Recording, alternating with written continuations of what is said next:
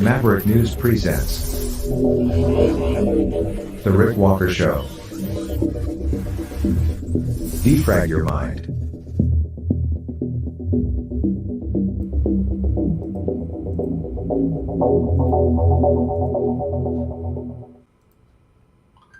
Whoa, hello everybody. Let me get that logo out of there. There we go. Now we can see each other. Welcome back to the Maverick News channel, everybody. Great to have everyone here tonight. Axe the tax, the carbon tax. That's the number one thing on people's minds, I think, across Canada. We have Vladimir Putin saying that any F-16s provided by NATO to Ukraine will be destroyed. We have digital health ID rolling out in Western Canada. We have artificial intelligence being regulated by the federal government in the United States, and a whole lot more. And when we come back right after this, we're going to go live to Ottawa and pick up Pierre Poilievre, leader of the Conservative Party of Canada. He's meeting with the Premier of Manitoba. We'll pick up his comments because that's all circling back to that big issue, the carbon tax in Canada, which takes effect, the carbon tax increase on Monday, which should be accompanied by protests. Feel the vibrations.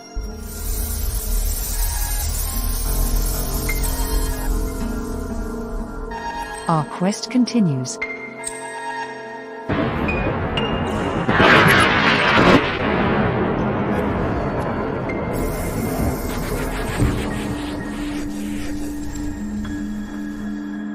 The truth is out there.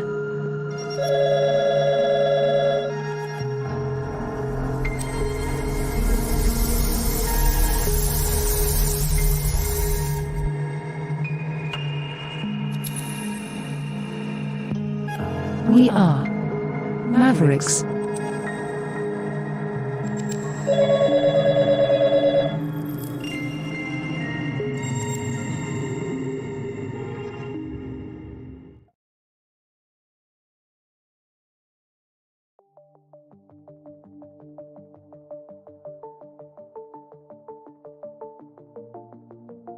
Greetings, brave Mavericks. Our quest for truth continues. We go beyond fake news. Together we expose propaganda. Together we pull others out of rabbit holes. We are maverick thinkers.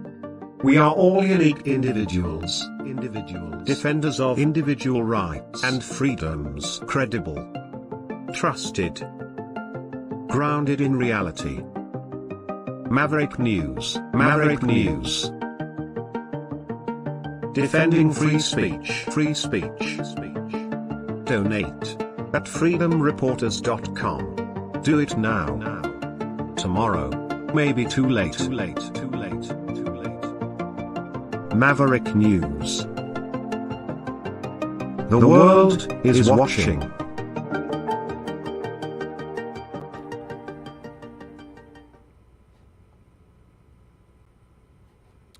Let's go off to Ottawa right now and pick up this with Pierre Poilievre. He just met with the Premier of Manitoba. We have a lot of international stuff tonight. We have stuff from the U.S. We have White House stuff. We have all kinds of stuff, but this is happening right now. So let's pick this up. This ties into the whole carbon tax thing. Énergie pour ses citoyens. Et évidemment, celles sont des priorités que je partage. C'est ça le gros bon sens et je suis prêt à travailler avec n'importe qui, n'importe où, de n'importe quel parti politique provincial afin de l'accomplir. Merci beaucoup. Now in English. Thank you very much, everyone, and it is great to be here in beautiful, sunshiny Manitoba today and to have met with the province's new Premier, Wab Kinew, We had a great discussion. I shared with him my common sense plan to axe the tax, build the homes, fix the budget, and stop the crime. I emphasized the forthcoming 23% April Fool's Day tax hike that Justin Trudeau and Jagmeet Singh are imposing on Manitobans, a tax hike that will make it harder for people to eat, heat, and house themselves, force seniors to choose between their medications and filling their fridge with groceries, a tax that will kill jobs and drive businesses out of our country to the United States, a tax that will harm our farmers and force us to buy more expensive and less nutritious foreign food rather than lower cost and higher quality Canadian food. And I emphasize the importance of spiking the hike and axing the tax.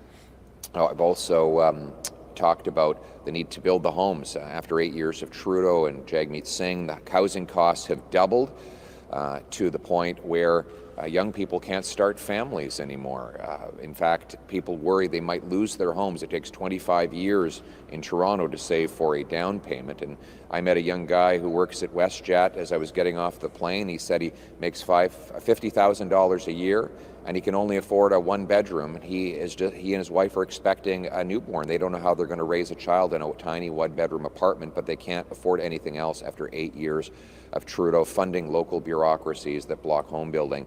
And my common sense plan is to incentivize municipalities to speed up and lower the cost of building permits, free up land, to let us build, sell 6,000 federal buildings and thousands of acres of federal land so that we can build homes that will be affordable. We need also, to make life affordable, we need to fix the budget. Inflationary deficits drive up the cost of living and the interest that we pay.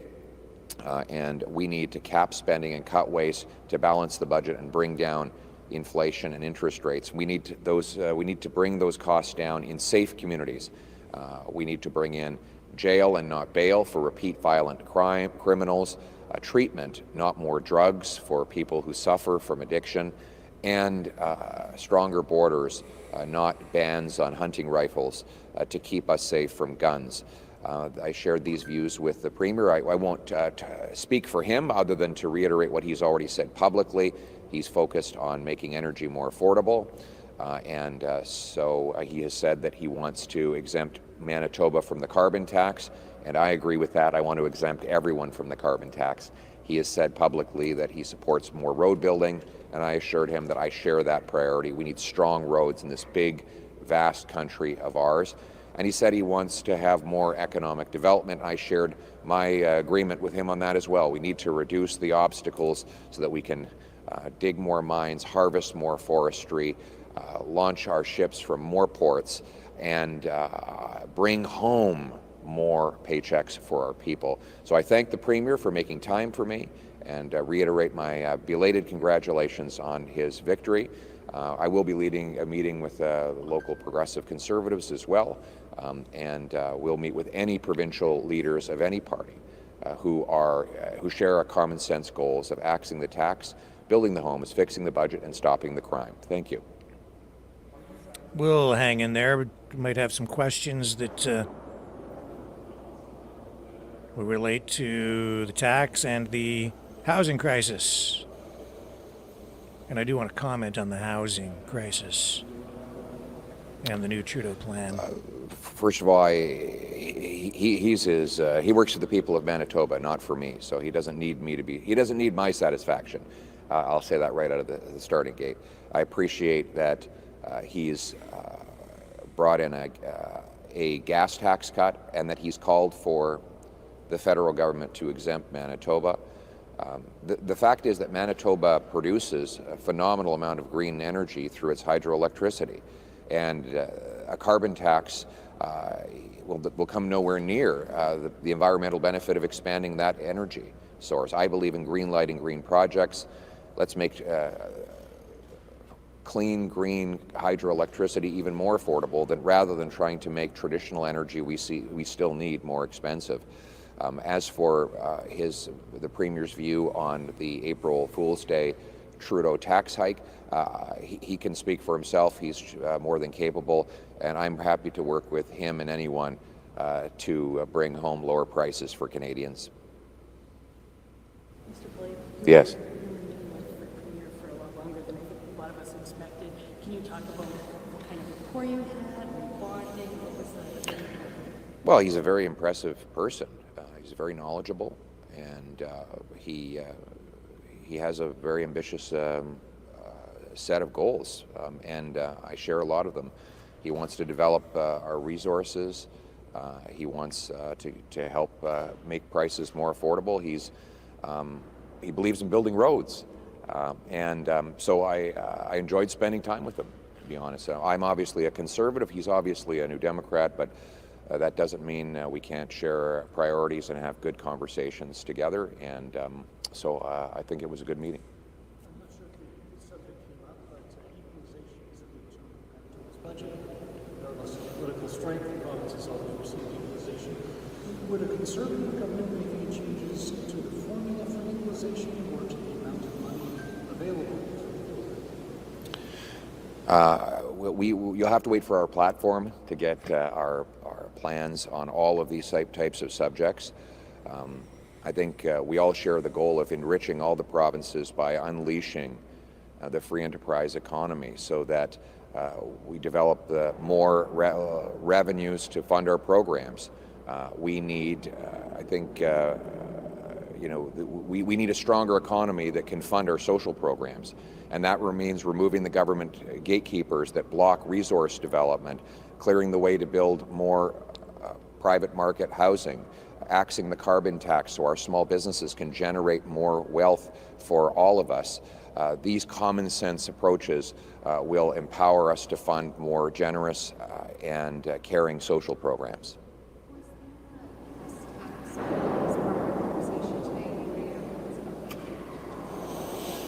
I think it's great. I think the provinces that have cut energy taxes or, in Saskatchewan's case, refused to collect the carbon tax on heat have had the lowest inflation in the country, which proves when you lower the cost of energy, you lower the cost of everything. And I'm in favor of cutting taxes on energy. And that's why I will axe the tax, in addition to which I will cut income taxes so that people pay less and bring home more.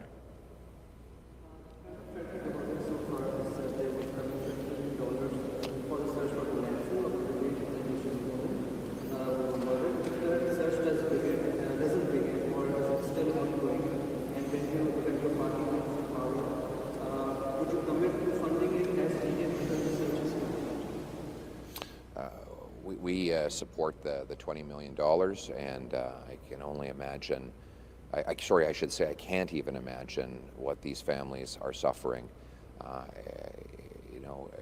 All of us would agree that if we had a loved one missing, that we would want the government to do everything in their power to find the remains. And at the same time, common sense conservatives think the best way to honor the memory of those who are lost is to ensure these kinds of tragedies don't happen anymore. We have to reform our criminal justice system to stop repeat violent offenders from going into the street and victimizing and killing our most vulnerable. And that is why we will bring in jail and not bail for repeat offenders. We'll make it harder for violent offenders to get bail. They will serve stronger sentences, and we will keep the most dangerous people behind bars to protect our most vulnerable people from those horrific crimes. Last question, please. So one more. You've expressed support for the dissatisfaction that Alberta's roundly expressed for the equalization program. So for equalization, we're seeing a province like Manitoba. What do you say to provinces that say, well, this is enshrined in the Constitution? Let's start with the fact that Alberta's major grievance is that with the economic federation is that the federal government is attacking our biggest industry by attacking the energy sector, killing the Tech Frontier mine, the Northern Gateway pipeline, the Energy East pipeline, imposing massive carbon taxes on Alberta and Canadian small businesses. The feds have been undermining Alberta's ability to contribute to Confederation. And I think the best way we can bring fairness to Alberta, Saskatchewan, British Columbia, Interior, Newfoundland and Labrador, the oil and gas producing provinces, is to get rid of the unconstitutional Bill C-69, the No Energy Law. By getting rid of that law, we'll empower Albertans and all Canadians to produce more energy here at home, clean, responsible Canadian energy, rather than bringing in dirty products from dictatorships around the world. I want to bring it home to our country, and that will be the choice in the next election on energy and on oil and gas. Justin Trudeau and the NDP want taxes. I want technology. Justin Trudeau and the NDP want to put a stop sign in front of our workers. I want to green light green projects. Justin Trudeau and the federal NDP want to bring in more dirty dictator oil and energy. I want to bring home the production and more powerful paychecks for our people in this country. Thank you very much. Merci beaucoup. So, two contrasting visions for the future. Centered around energy. Poilievre focused on growth and domestic energy production. That's at the heart of this carbon tax increase that we are going to see Monday, Canada-wide, which will add more cost at the pump, more cost to heat your home. And speaking of homes, Poilievre addressing the housing crisis in Canada, mortgages, the cost of homes more than doubling under Justin Trudeau's administration. And yesterday we heard his plan to address the housing crisis and home ownership. And in fact, there was really nothing in the plan to address home ownership. It was all focused on renting. His solution, the only thing that he provided yesterday for people aspiring to one day own their own home, was a new plan that will allow renters to use their rental history, their rental payment history, toward their credit score. So if you pay your rent on time, that information will be collected, and then you can use that. That will be taken into consideration if at some point you ever manage to scrape together enough money for a down payment on a home. That's his plan. As I looked into it more last night, the truth of the matter is there are already private plans that you can sign up for to voluntarily make that information available and to have that information collected by a third party and then have that presented to a bank, and you could use that already as credit toward a credit score. And it is actually done in some jurisdictions in the United States as well. The idea is not really new. But here's the flip side of that, and I'll have to look into this more. But if the government starts to automatically collect information on your rental payment records to determine, to track you, essentially, they're going to track you and keep a record of your rental payments to determine if you're paying on time. If you're not, that same information could be used against you when you go to get a mortgage. People should remember that as well. The banks will look at all of that, and they are not obligated to give you a mortgage. And your mortgage rate is always determined based on your credit score. And your credit score, the other thing that this could do is if you have trouble paying your rent, and I'm just thinking out loud, but if you don't have a great record of paying your rent on time. If you miss a few payments here and there, that can affect your credit score in other ways. For a credit card, for a car loan, for anything. So that's a double-edged sword.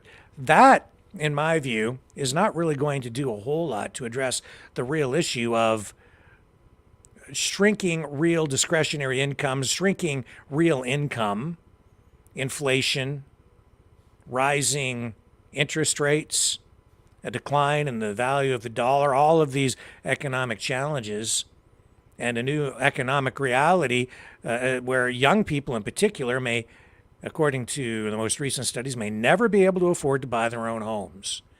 And that's the best that they came up with yesterday. Justin Trudeau and Deputy Prime Minister and Finance Minister Chrystia Freeland. Interesting as well, you know, she stood beside him yesterday. And let me see here. She's standing beside him yesterday, and I noticed this. I didn't say anything about it, but it is getting attention on social media again, and that's her Twitch, or Tick, whatever it is. She does this a lot. I don't know what it is. Look at the way she jerks. And what is it with Chrystia Freeland?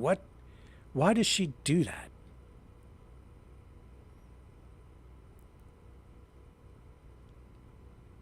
It's the strangest thing.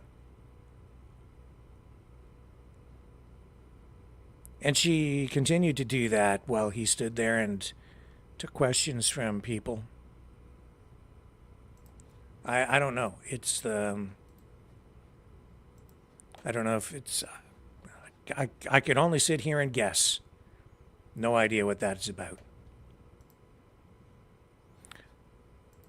But as Pierre Poilievre, the leader of the Conservative Party of Canada, met today in Manitoba with the new premier out there, and he just talked about that. I'm going to rewind just a little bit here briefly because in Manitoba they are rolling out a new digital health ID. That's of major concern for a lot of people. I know it is. Any kind of digital ID. A lot of people are concerned. I've had people messaging me all day about it. Concerned that because it's digital, at some point, if you're not a good little citizen, the government might in some way be able to deny you service or track you in some way. How exactly this new digital health ID in Manitoba might affect people, not entirely clear.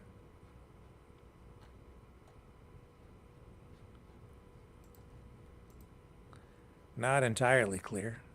So I just had some audio playing in my headphones there that was completely unrelated to anything that I'm talking about. So that's it's always a little confusing when that happens. A little difficult to keep on talking because you've got another subject in your head.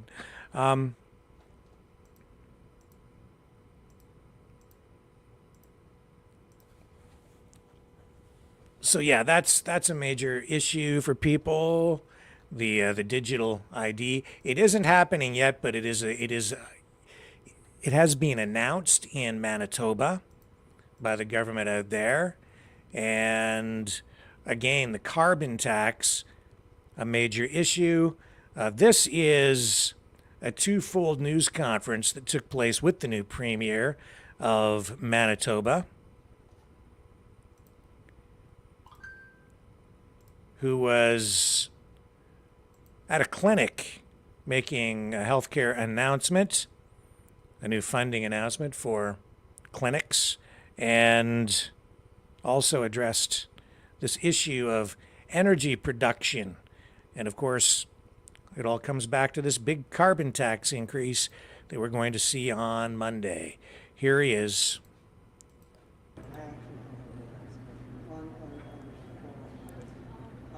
When you were running when I you made a commitment that if grocery stores prices as a result of you lowering the gas tax and taking it off. You're going to do something about it. So Manitoba, they're compensating by lowering the provincial portion of the tax, and they already have. And that has had some... So on January 1st of this year, we cut the provincial tax on gasoline in Manitoba to zero. And it continues to be at zero right now. And as a result, Manitoba has the lowest inflation rate in the country. And even in spite of the fact that we're dealing with the pipeline issues related to Imperial, we have the lowest gasoline price in all of Canada in Manitoba. Again, a provincial government can't do everything, but we've shown through the steps that we've taken that a government can do some things to help you and to help your family. And so making sure the gasoline is a little bit cheaper is one step that we've taken. And we're probably going to have further news to share when it comes to other affordability measures that we can make, including affordability measures related to the topic at hand, when we bring the budget forward next week. And we know that the cost of groceries has been a major issue. We've been working with the federal agriculture department to look at options on the table. And what I would say is that our work in this space is not finished yet, but having the lowest inflation rate in the country for January and the lowest inflation rate in the country for February is a decent start. But we know that there's still a lot more work to do to help you and your family get by during this rising cost of living period that we're all living in. Wow. Now see, that is something. They cut the provincial tax on fuel to zero. That really helps lower the price at the pump. The federal taxes still, of course, remain in place, but look at what happened right there. Their inflation rate, the lowest in the country. Now, he's a New Democrat. That's an NDP government out there, I believe, and they tend to be pretty left-wing, socialistic, but traditionally they've been, in Canada, pro-worker, pro-blue-collar, the party of the people. Really, the working class. Not so at the federal level, but wow, that's pretty impressive. Now, people aren't going to be too happy with that digital ID. I know that. A lot of people are going to be pretty concerned about that. But hey, zero provincial tax on fuel. I'm very much in favor of that, just looking at it from an economic perspective. That makes a lot of sense. I've always advocated for low energy costs. If you want a healthy economy, a healthy country, a healthy community, lower the price of energy. It's a primary input into any kind of production or even most services delivered to people. You must have energy. Cheap, clean, the cleanest possible energy. Make it affordable, and you'll see the economy take off because people will be able to travel. It'll stimulate tourism. It stimulates production. It makes production at every level competitive globally. And we have abundant energy in the country. You make energy cheap, and it stimulates the economy. And as a result, you'll probably end up collecting more in tax revenue on the other side because there will be more affluence.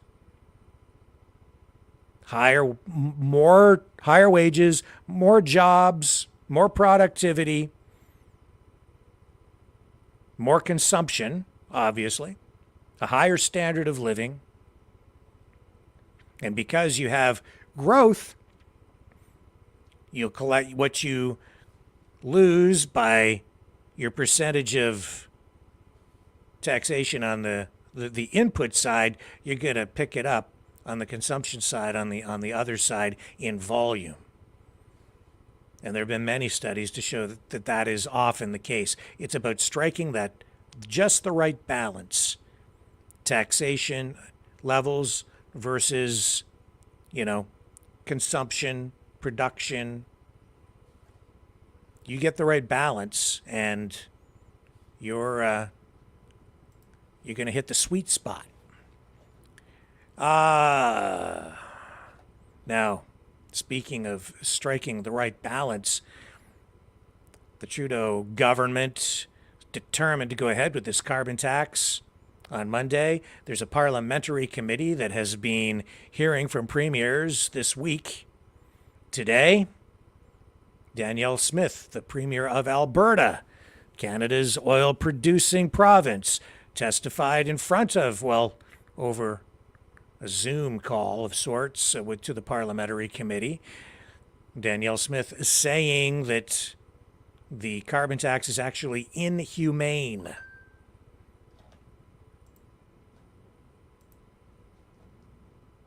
And promoting this whole axe the tax thing. Now, hang on a second here. Let me see. Where did we go with Danielle Smith? Here we are right here. Okay, let's bring Danielle Smith up.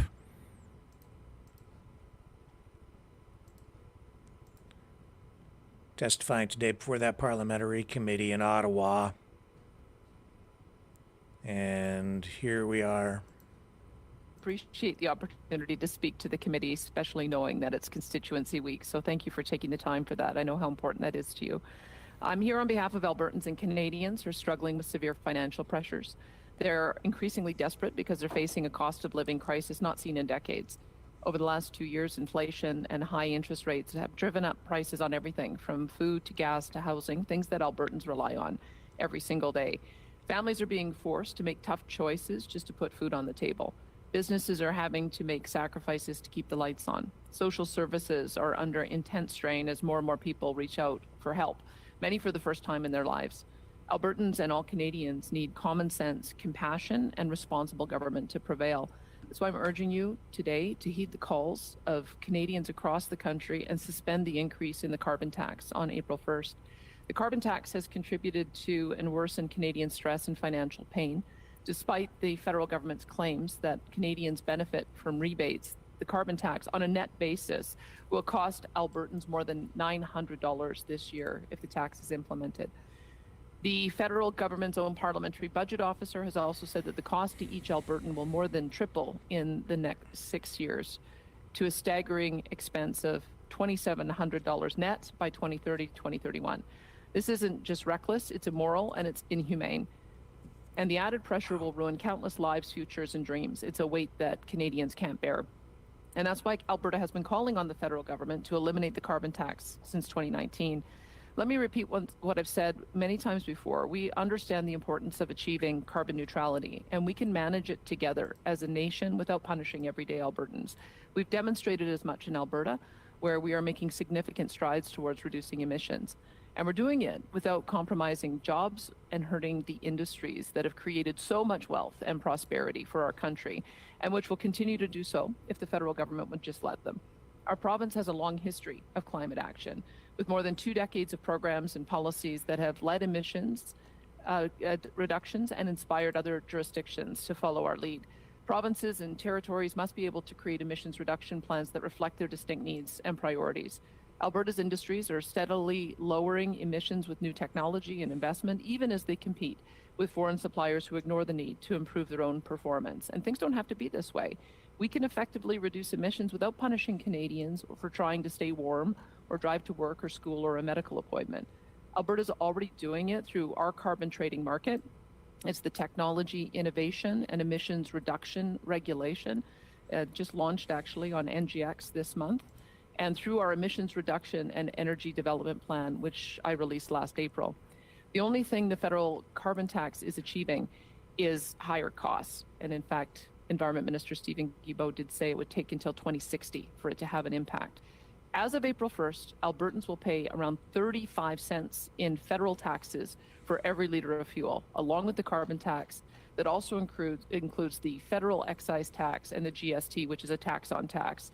The price of natural gas, which Albertans rely on, will also be affected by the carbon tax increase. The carbon tax increase on natural gas is going up to $4.09 a gigajoule, which is more than double the base price of natural gas, which today stands at about $1.72 a gigajoule. The so-called solutions the federal government is to increase the carbon tax on something that is life or death for Albertans in the extreme cold of winter. And I will say that that is, again, inhumane. It begs the question, how far will the federal government go to make life even more difficult and expensive when so many Canadians are already struggling? Alberta municipalities, schools, and healthcare providers are telling us that they need to make cuts and borrow from elsewhere in their budgets just to accommodate the upcoming carbon tax increase. And yet we hear repeatedly that affordability remains a top federal priority. So I'm calling on the federal government to match words with actions. This means working with the provinces to ease. Oh, we lost a feed. Hang on. It'll come back.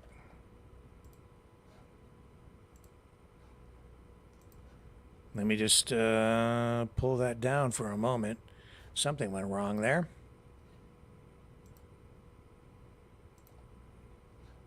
Come on, Internet. What is going on?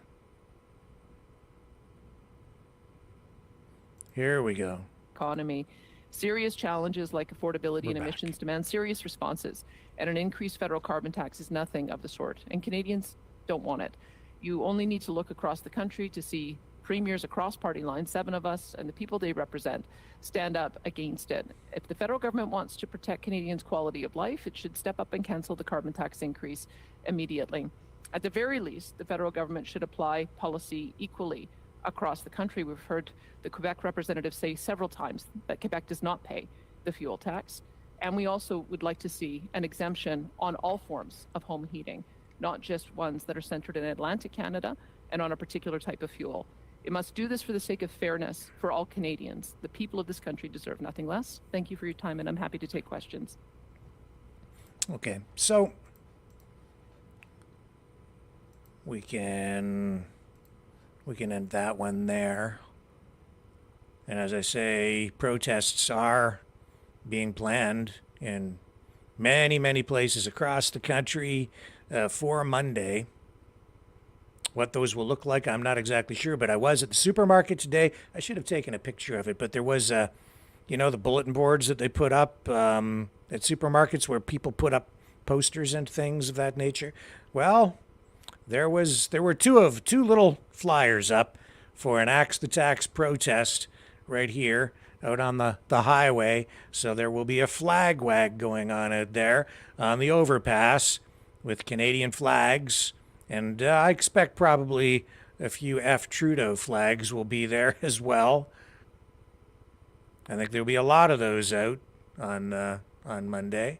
Some people, pretty upset.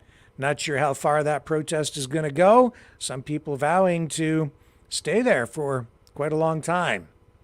Hearing a lot of different things.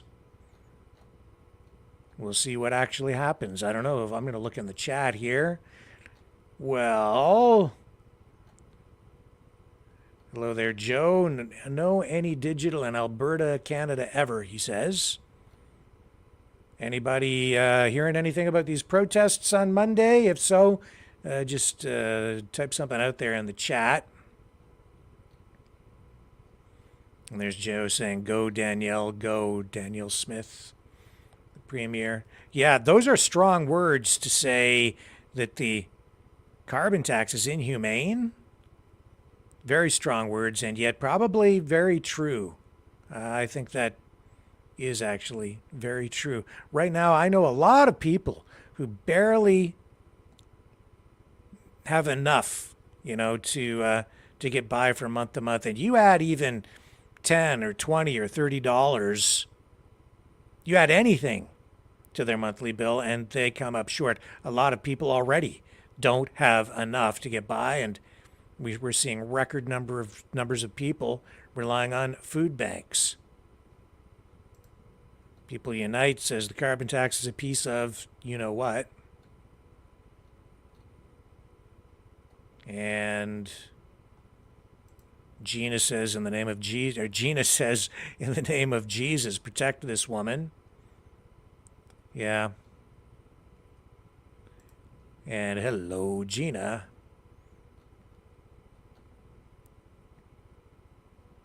And DN Complies says JT thinks it is ask the tax, not axe the tax. And Sandy says of Danielle Smith, she's a very intelligent lady. Yeah, I'm going to go over here and just, I'm going to check in the Rumble chat. I don't really know many people that have said they're actually going out to any of these protests on Monday. I'm seeing some talk of it online. As I say, I saw the flyer at the supermarket today for my community here. But I've asked you guys a few times over the last few nights if anyone is going out. I haven't really seen any indication from anyone that anyone is going to any of these. But I'm sure that there will be people.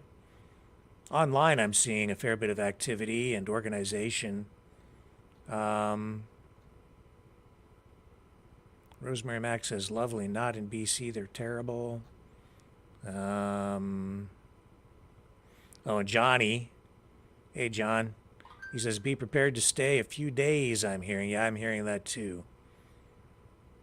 And Raising Wolves says it's going to be huge. I don't know. I don't know how many people will show up for these protests. Well, they'll get some for sure. I know that there has been a fair amount of organization that has gone into it, so we'll see on Monday. We'll keep tabs on it. Could maybe go down and check that out on Monday when the people are out there wagging their flags out on the overpasses. Oh, DN Comply says CSIS and RCMP are going. Of that, I have no doubt. Keeping tabs on the protests. And Peter Grayson says, you don't tell the enemy your plans, Rick. You know that. Well, yeah, I'm just sharing what I know publicly. And maybe the fact that people are not saying very much in the chat about this, maybe that's an indication of a large turnout. I don't know. I don't know. I'll tell you what I do know. The tax is not popular. Justin Trudeau losing popularity daily, and it all is because of the rising cost of living, and that all comes right back to that carbon tax. And we'll come back right after this.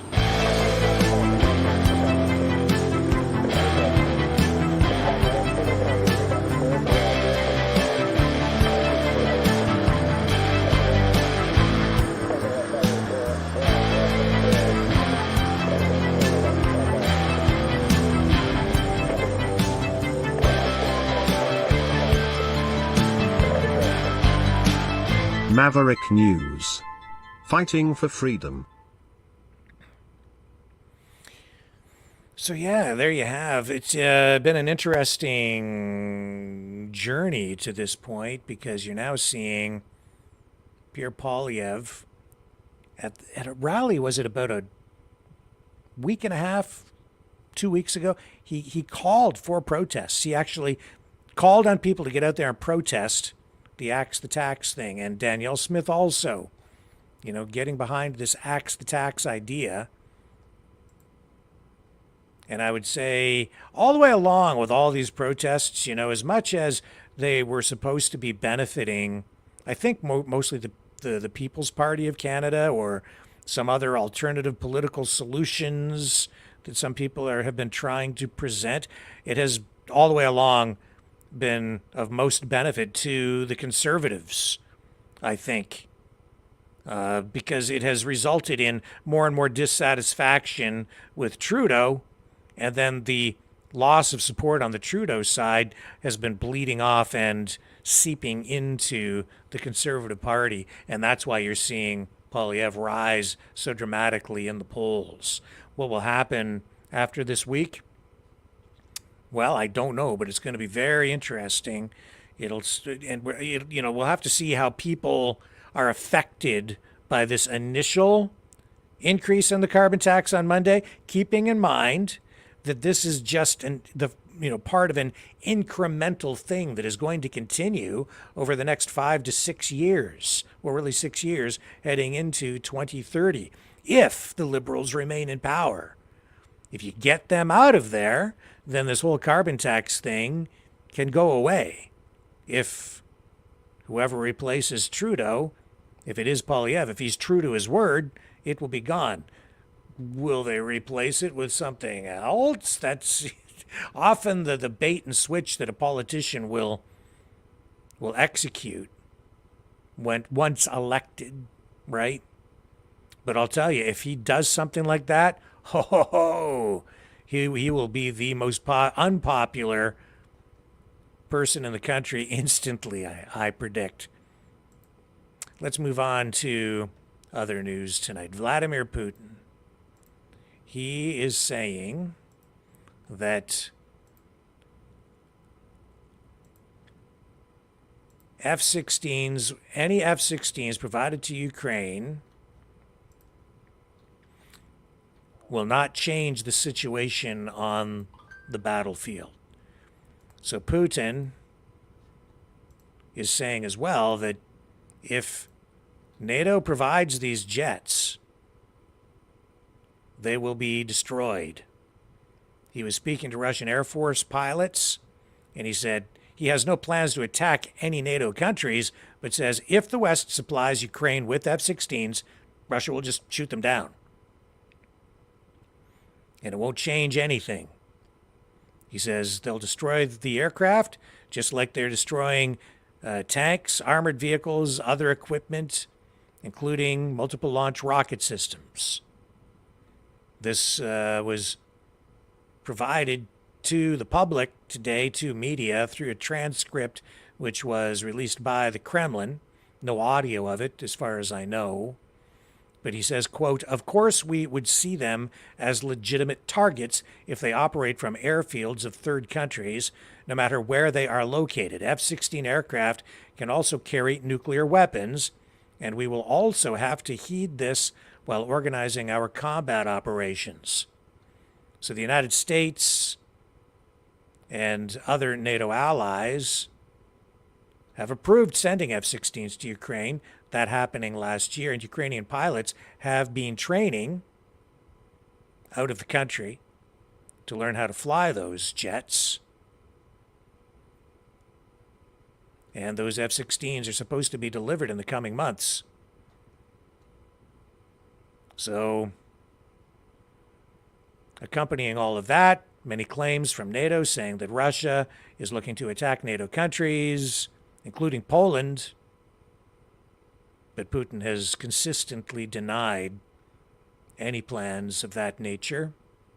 And so far, I have to say, I haven't really seen any indication, any proof of that kind of intent at all from Putin.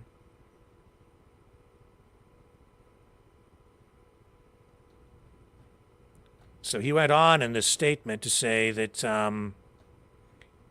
quote, "It is therefore complete nonsense when they claim that we can attack some other countries, including Poland, the Baltics, and they are scaring the Czech Republic too.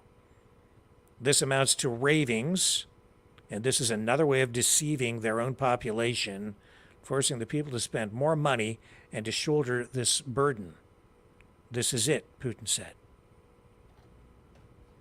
So that's what's going on over there on the war front in Ukraine.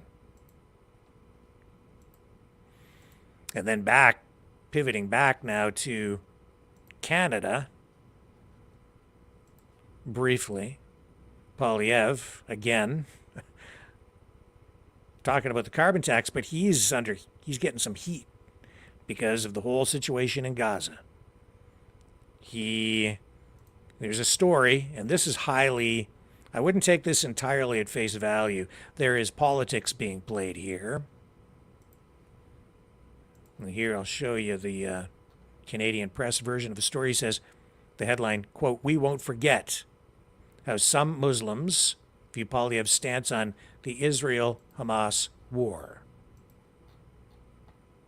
So a spokesman for a regional Muslim advocacy group says conservative leader Pierre Poilievre's stance on the Israel-Hamas war could complicate his party's relationship with Muslim Canadians. Nawaz Tahir of the HICMA Public Affairs Council in London, Ontario, met Poilievre during the leader's outreach efforts in southwestern Ontario last summer, it says, and Tahir said he believes Poilievre has missed chances to show compassion for Muslims and that building ties could be much more difficult now. So Poilievre's reluctance to call for an immediate ceasefire in Gaza came up in January when Conservative MP Garnet Genius met members of Mississauga's Pakistani and Muslim communities. The man asked why Poilievre had not called for a ceasefire, saying it was, quote, just a question from my heart to you, as the discussion talked about better protecting children.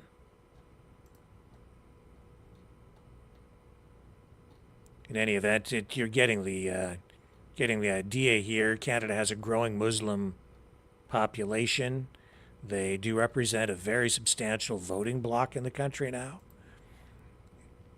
And there is some speculation that maybe this whole thing, this news story, focusing on this issue and centering it around Poilievre, might be part of a liberal strategy to pull Poilievre into a difficult, damaging political situation, debate.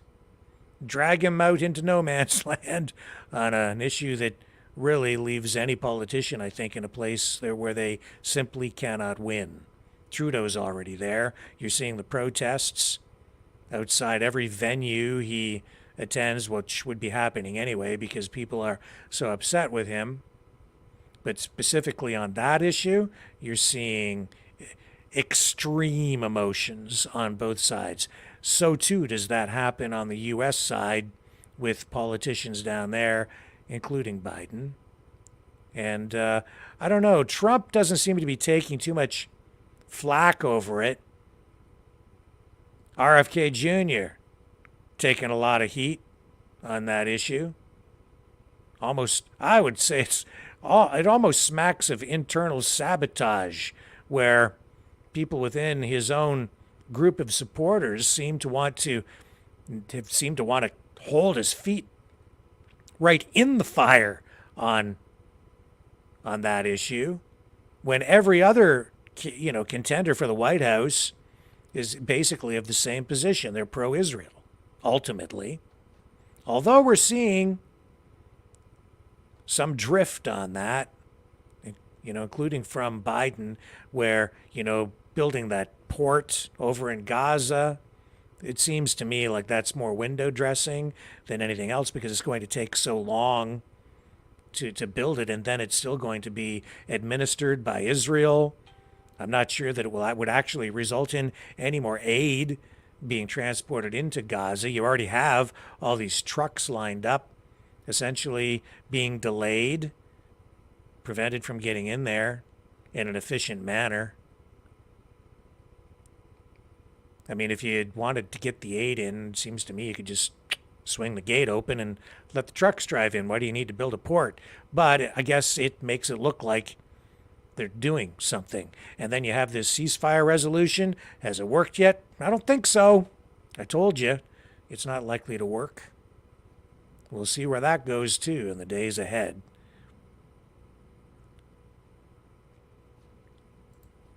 And we'll see how this all plays out, too. That whole issue in Gaza, that could have a major impact on what happens in the next federal election in Canada, and it's going to have an impact on that presidential race as well. I'm pretty sure of it, because this thing is, it ain't going to be over. Heck, it's been going on for hundreds, if not thousands of years, right?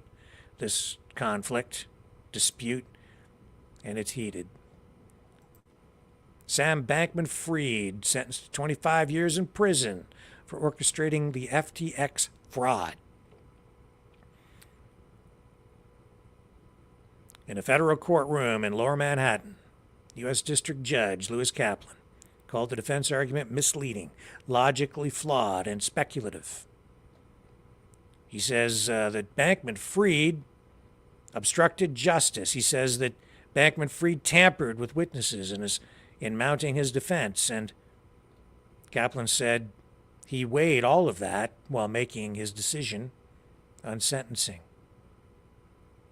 So Bankman-Fried in court today. He was wearing a beige jailhouse jumpsuit. He said that he made a series of selfish decisions when he was leading the FTX cryptocurrency company, and he threw it all away. He said, quote, "It haunts me every day."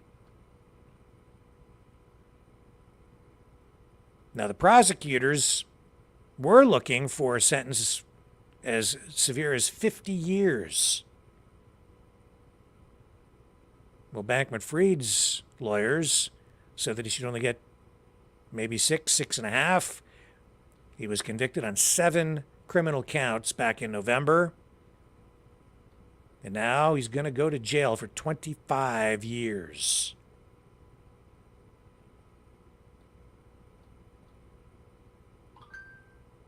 He plans to appeal both the convictions and the sentence.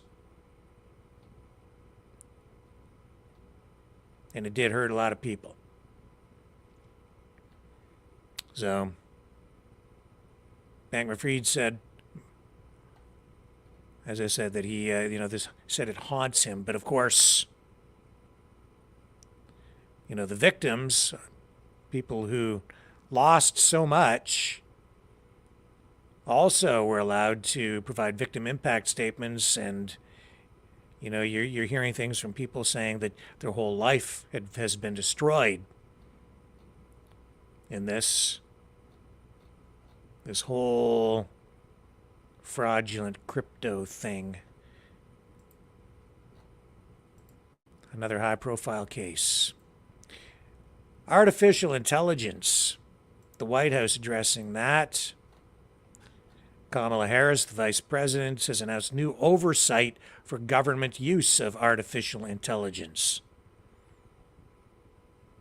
So she has 3 new federal rules encouraging safety and transparency. The rules have been introduced through the White House Office of Management and Budget. And what they are hoping to do is raise the standards set to protect rights and public safety, in addition to improving transparency and internal oversight. So there was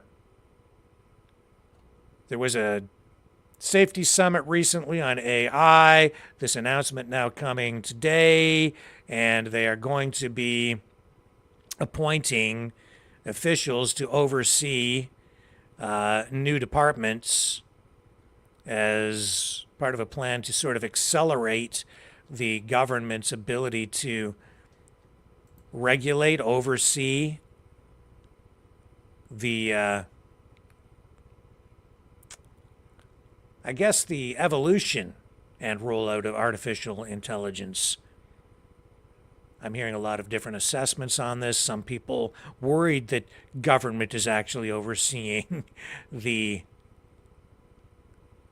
technology and the way that it will be used in society. Some people saying that they want to not regulate it because they're worried about public safety, or because they want to make sure that but more that they want to regulate it because they're afraid it's going to tell people the truth about the government. You never know. That might actually be the truth. That might be what happens. Maybe AI won't kill us all. Maybe it will lead us all to truth. Very hard to say where all this is going to go. As long as it doesn't go full Terminator and annihilate the human race in a mass digital genocide, I guess I'll have to just be happy with that. Here are some comments at the White House. We'll just pick up some of this briefly as they address this issue. And this is probably, I think, well, if it's not the most important issue of our time, it has to be one of the top 5 for sure. This is going to transform society in ways that I don't think anybody can fully predict at this point.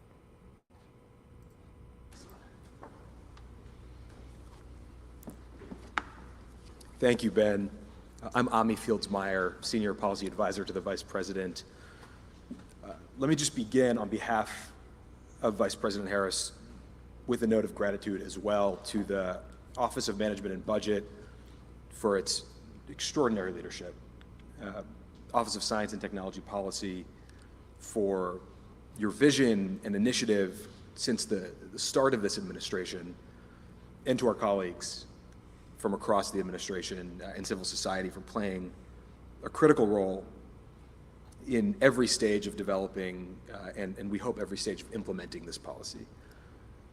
When Vice President Harris speaks about artificial intelligence and emerging technology writ large, she begins, as the President does, with people and with communities.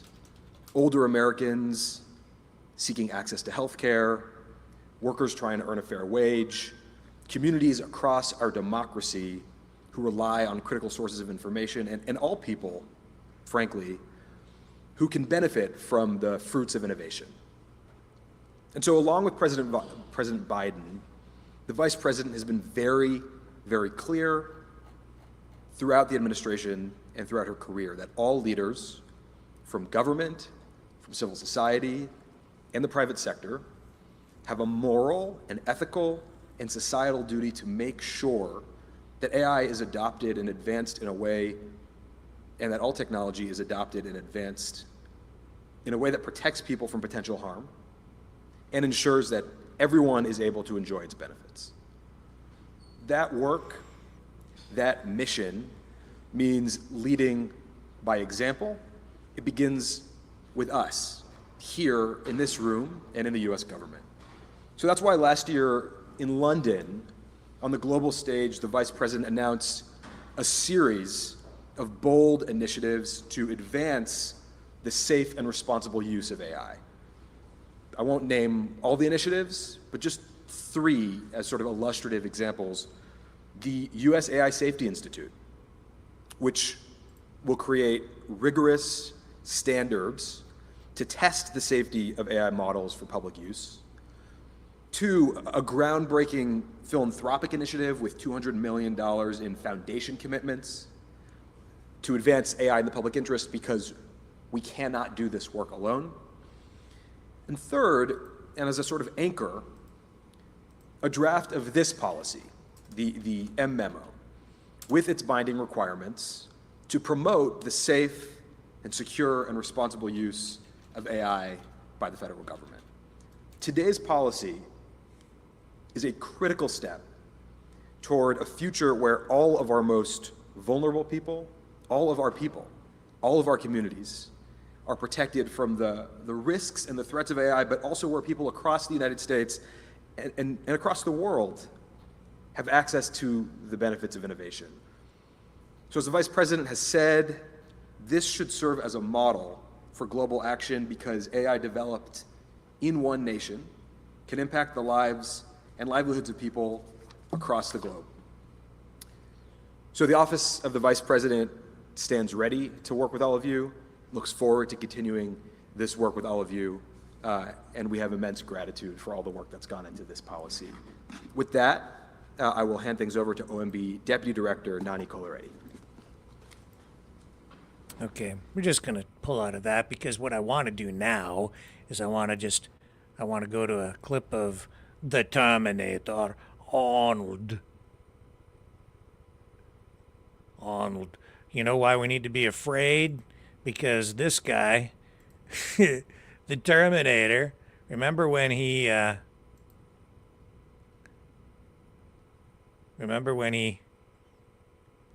what he said during the lockdowns and the pandemic? That Arnold's attitude on full display here, talking about his health. You should know there is a virus here. It kills people, and the only way we prevent it is to get vaccinated, to wear masks, to do social distancing, washing your hands all the time, and not just to think about, well, my freedom is being kind of disturbed here.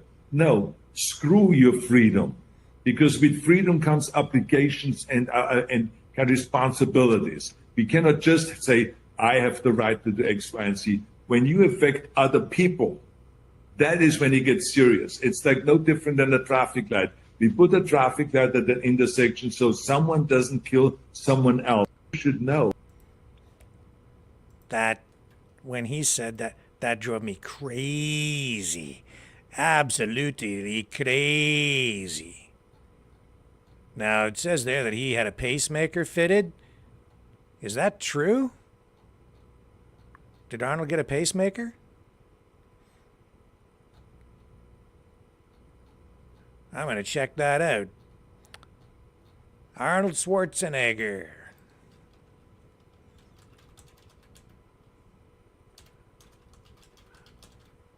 So is he actually, does he have a cybernetic heart now? Yeah, he has his pacemaker. And this is a breaking news story. So what can we tell you? He says,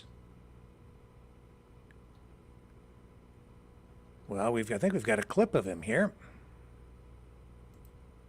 Here we go. Okay. He opens up about his pacemaker surgery. Right here. Let's get the clip from the Terminator himself. Arnold.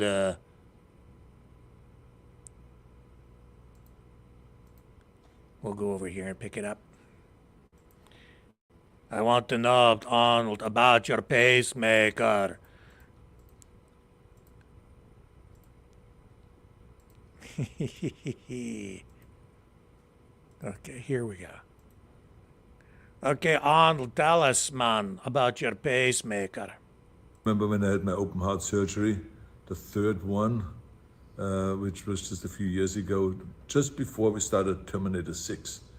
And I was like really freaking out. I mean, I woke up all of a sudden and the doctors were sitting in front of me and saying, I'm so sorry, but unlike what we planned, which was non-invasive surgery, to just go through the growings up to the heart and replace the valve, we made a mistake and poked through the heart wall, and therefore we had to kind of get internal bleeding and we had to open me up very quickly and to save your life. I said, well, great, this is really great news. I mean, Jesus. So anyway, the bottom line is, that you cannot roll the clock back. It's a disaster. I was in the middle of a disaster. So now it's how do I get out of it? So you have to shift gears. You collect yourself, shift gears and say, okay, what I need to do now is I got to get out of this hospital, number one. How do I get out of the hospital is, okay, by getting out of bed and start walking. Start walking. First 10 steps, then over sit down around the nurse's station, and then long and long. And then I called my buddies in and I said, you guys have to fire me up. You have to count the amount of steps that I'm doing. And so this is what we did every day. Everyone came in there to the hospital and they said, okay, Arnold, get up now. Let's go and walk the hallway. So walking down the hallway, oh, you're doing really well. You're doing well. I knew I was not doing well. I looked like an idiot, wobbling around to the hallway. But I mean, the bottom line was I was getting going, and because the doctor said you have to exercise your lungs because if you get pneumonia, you can die. So I wanted to get really going with the exercise, get out of the hospital as quickly as possible, and then get going with the training again. Because I had, in 3 months later, I started with Terminator 6. So I had to be in shape. I had to be able to move around, run around, lift things up, do the fight scenes, and all of this kind of thing. So we did it because I had a positive attitude. I knew exactly how I'm going to get there. I had the support system because none of this we can do by ourselves. I had a whole support system, and it was fantastic. The way all the guys pumped me up and got me going. And when I started shooting Terminator 6, I was all back together again.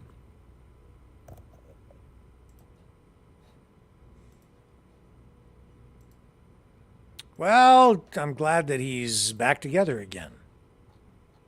Still not happy with what he said during the pandemic. Screw your freedom. I'll never forget him saying it, and I'll never forgive him for it. A lot of people, well, maybe I'll forgive him. Maybe I'll forgive him. Maybe. I don't know. It's so hard, isn't it? That's the thing. It's, for me, this is me personally, there are businesses I will not frequent. A lot of places I simply will not patronize again.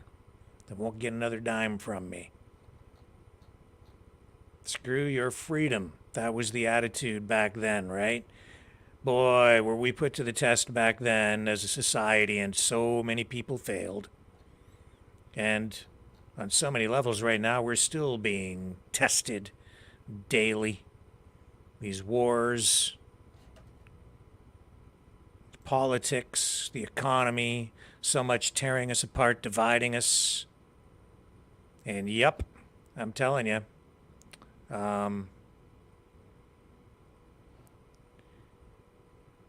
as I sit here, I think a lot of us are still failing the test. So, I guess that meeting too from the delegation from the Netanyahu government that was supposed to go to Washington. They said they're not going to go. They've shifted a little bit. I guess they're going to reschedule that. So we'll keep on watching that as well. That meeting was called off, I guess, because the United States abstained from that ceasefire vote at the United Nations. Also today, I don't have the audio queued up here, don't really necessarily need it, but just another thing to take note of. John Kirby, Admiral Kirby, made a statement to reporters in a recorded audio news conference saying that the United States did, in fact, warn Russia about that terrorist attack in Moscow. He claims, the U.S. administration claims, that they did provide a warning in writing. And Kirby today says Putin and Russia are simply, what were his words? I don't have any notes in front of me, so this is off the top of my head from memory from earlier today. Basically, he's saying that the Russian government is spinning up its own narrative on it and blaming other countries in ways that just suit their narrative. So that's the U.S. position on it. They're saying that it wasn't just a public warning that was issued on the 7th. They say that they actually did send a warning to the Kremlin in writing. So there's some dispute over that. And I'm seeing a lot of conflicting stuff coming from both sides. What the truth is, once again, two different stories. Who the heck really knows? I have my own views on it. I'm sure you do as well. All we can do is sit back and make sure that there's butter on the popcorn. That Baltimore bridge crash, now seeing that there are reports coming out saying that there is no evidence that a cyber attack was involved. Here, I'll show you the headline. This is the headline from USA Today. This making the rounds on media. No evidence of cyber attack in Baltimore ship collision, officials say. Cyber attack, the claim, and we have heard this, and I did talk about this. I didn't say here that it was a cyber attack. I said that the shipping industry has been aware of the threat of cyber attacks, and it's a very real threat,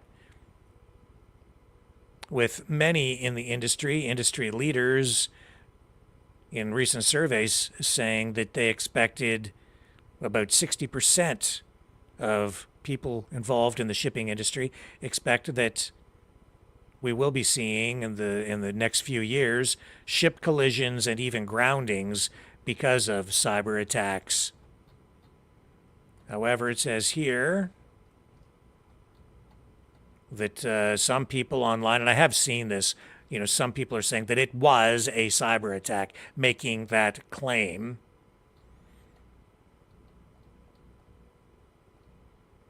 But the Secretary of Homeland Security said that there is no indications that this was an intentional act of any kind.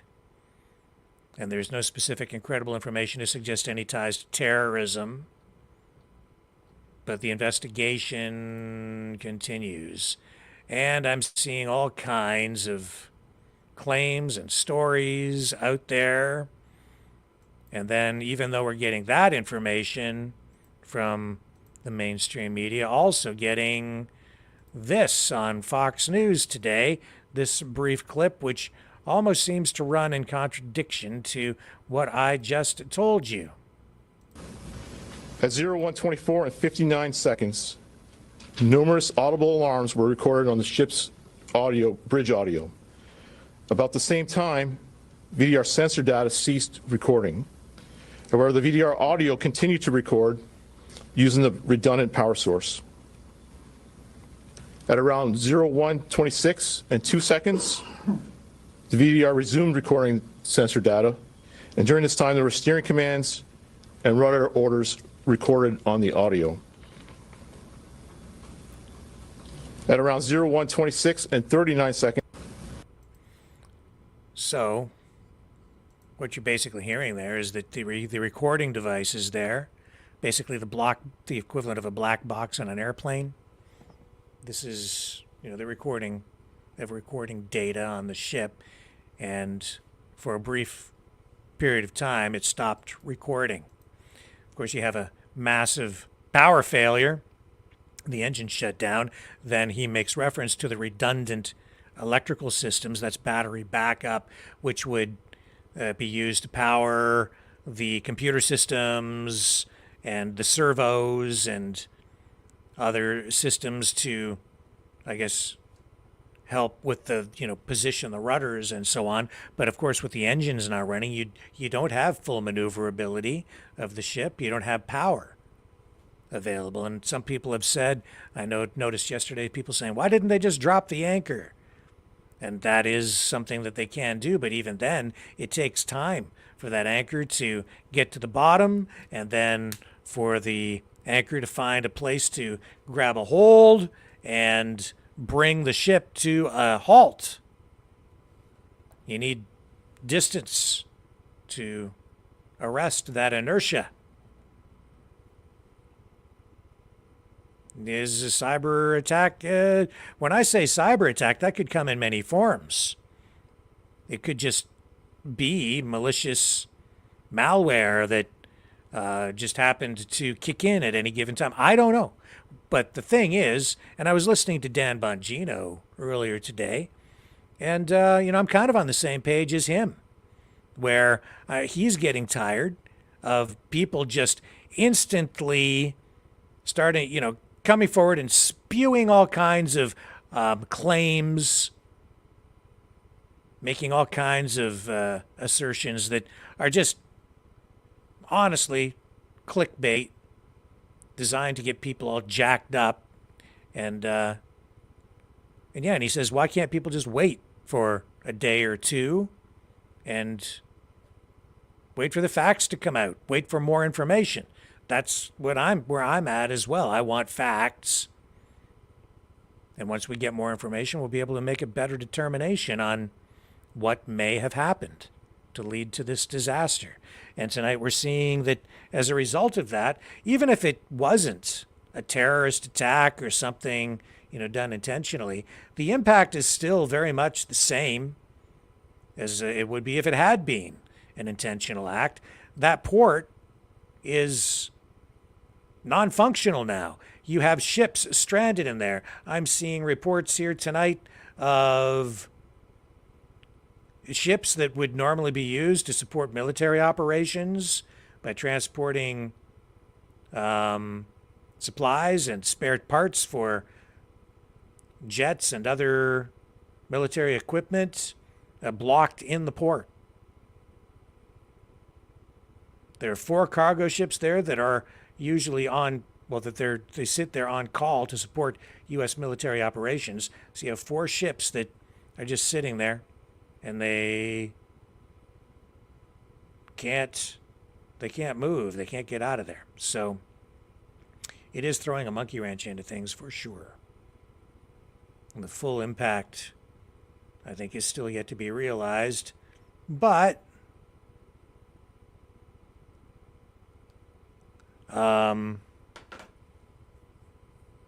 people are, resourceful. There will be a workaround developed. As I said, in many places, barges are used to transport trucks and even hazardous chemicals. That bridge was used to transport hazardous chemicals. They can't bring it through the tunnel there. So, car traffic, I guess, can still flow through that tunnel. They have a tunnel. And I'm not sure exactly how everything is set up in Baltimore, as I've not actually visited that particular city. But I would think that they'll move barges or something in there to start moving things again at some point. And once they get the debris cleared, which will take some time, the ships will be able to at least move in and out of the port again while they start to work on a plan to rebuild or build a brand new bridge to replace that structure. Stay with me. I'll be back on the other side of this.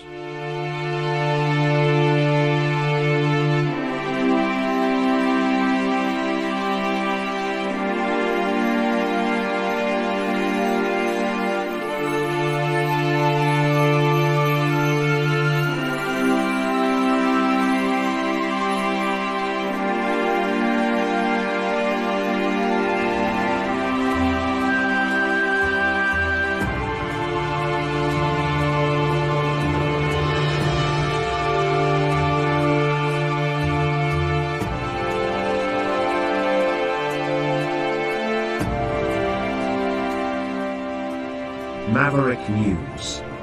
The world is watching.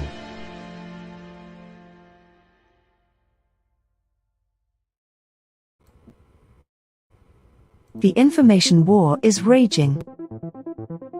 Truth without integrity is worth nothing. Maverick News. Because those who have power and those who seek it must be held accountable. The world is watching. Join our family of truth seekers. Donate today and add your voice to the chorus of Maverick Knights. Donate at maverickdonations.com. Truth. Integrity. It's the Maverick way.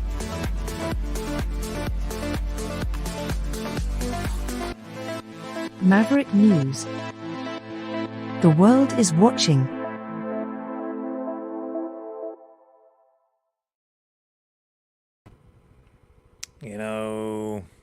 It's so hard to make sense of this world. On the one hand, we sit here and we talk about rising fuel prices, a carbon tax, which the government is trying to implement because they see that as one of the things that could lead to solutions for the climate change crisis that the government sees out there. Other people don't see it that way. All this is going on, and you have now these big carbon tax protests, or could be big, or I don't know, on Monday, whatever, next week, over the weekend. While that's going on, you also see on the other side the people who are embracing the climate change, the war on climate change, I guess, or however you want to, I don't know what you want to call it, but I'm just pointing this out. There's a big concert coming up. Green Day will headline the United Nations-backed Global Climate Concert in San Francisco. So that'll be a big money concert. And what are they going to do with all the cash? says Green Day will headline a United Nations human rights-backed global climate concert Tuesday at the famed Fillmore in San Francisco. The intimate event, which is co-hosted by the Recording Academy, aims to bring attention to the inequalities exacerbated by climate change. Ultra Q, an alternative rock band fronted by Green Day singer Billy Joe Armstrong's son Jacob Danger, will open. Well, let's keep it all in the family, shall we? Proceeds from the concert will go to United Nations Human Rights Climate Justice Initiatives and a Music Cares Climate Fund to benefit musicians affected by climate change. The Right Here, Right Now Global Climate Alliance will honor Green Day for their commitment to social justice and environmental causes. All that coming out in a news release. As world-renowned artists and activists, it says Green Day continues to leverage its major influence and platform to bring awareness to the impact of climate change on the people and the environment. Volker Turk, the United Nations High Commissioner for Human Rights, said in that statement. The United Nations was founded in San Francisco almost 80 years ago to safeguard human rights and dignity from crisis and tragedy. It is only fitting that we are back in San Francisco, he said. Music is one of humanity's greatest resources. It moves the world, Harvey Mason Jr., CEO of the Recording Academy, added, going on to say, and we are grateful for Green Day's longstanding dedication to promoting social justice.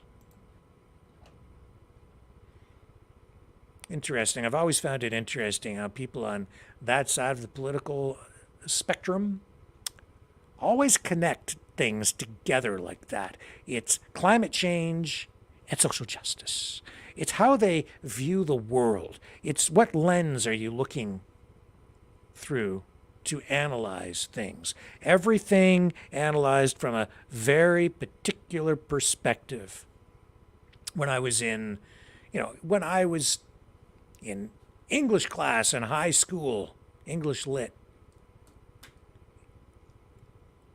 you learn about those approaches to things. When I was in college, I had 2 English professors who, I had 2 in the teaching the class.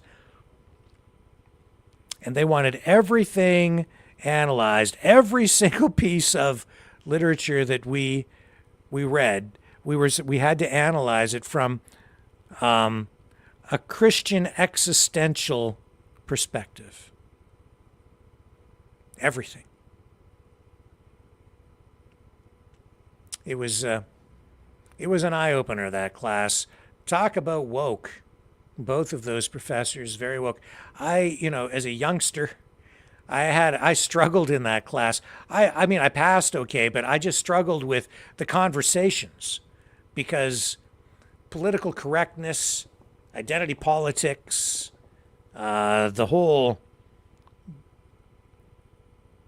I would say, extreme left woke culture was just beginning to really emerge and take hold at that time. And I really didn't understand what the heck was going on in that class, but there was right in front of me the future of the political landscape. And it was those 2 right there. They really didn't know what to do with me when I would raise my hand and speak. I'm sure they kind of got where I was coming from, but they didn't. I don't think they liked me very much. I was just way too conservative even back then. Wow. And I think back now to some of the stupid things I said when I was a student in that class. Because the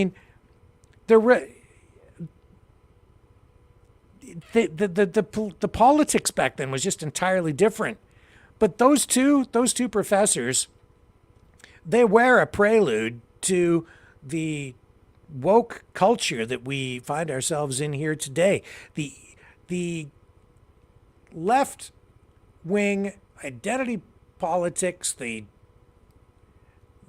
that was the one of the key moments in history where you could see the capture of the institution taking place in real time right before you and not even realize that it was happening. I just thought they were nuts. I was like, what are they talking about? I don't get it. Over time, you begin to figure it out, but not until, I'd already graduated and moved on. And then I'm thinking back, oh, that's what it was all about. It was about wokeism. Oh, the one that was a man and a woman. The one prof was a self-described male feminist at the time. Very nice guy, and I was like, male feminist? What the hell is that? Never heard of it before. But there he was. I guess he maybe was the inspiration for Justin Trudeau. Anyway, it was different times, man. It was the 80s. And it was like, okay, whatever. Do your own thing. But no, it was more than doing your own thing, man. They were transforming the post-secondary educational institution in which I was enrolled. And I had no idea what the heck was going on. I did pass. I didn't do super well. I mean, my marks were okay, but I think honestly they probably should have been higher. It's just that I was in direct opposition to their perspective on the world and on politics. Oh my, I've learned so much since then. In my late teens and my 20s, you think you know things, but you're really so naive. I also came into all of that, like I think so many other people as well. Nobody paved the way for me or, most of the people that I went to school with there, because I was the first to sort of go down the path that I went. It's not like I had a parent or a grandparent or an uncle or something who was already in the media business and would say, no, you got to do this, you got to do that. You have to figure it all out on your own. I think anybody that, makes those first forays into any new industry or, a new sector, you can sort of pave the way for your family if your kids or younger relatives choose to follow you. You can kind of help them out. I did see a few people like that who had their careers sort of turbocharged from the beginning because they had parents in the industry who sort of like, oh, you just move over there. You get a good job. I didn't have the silver spoon in my mouth at all.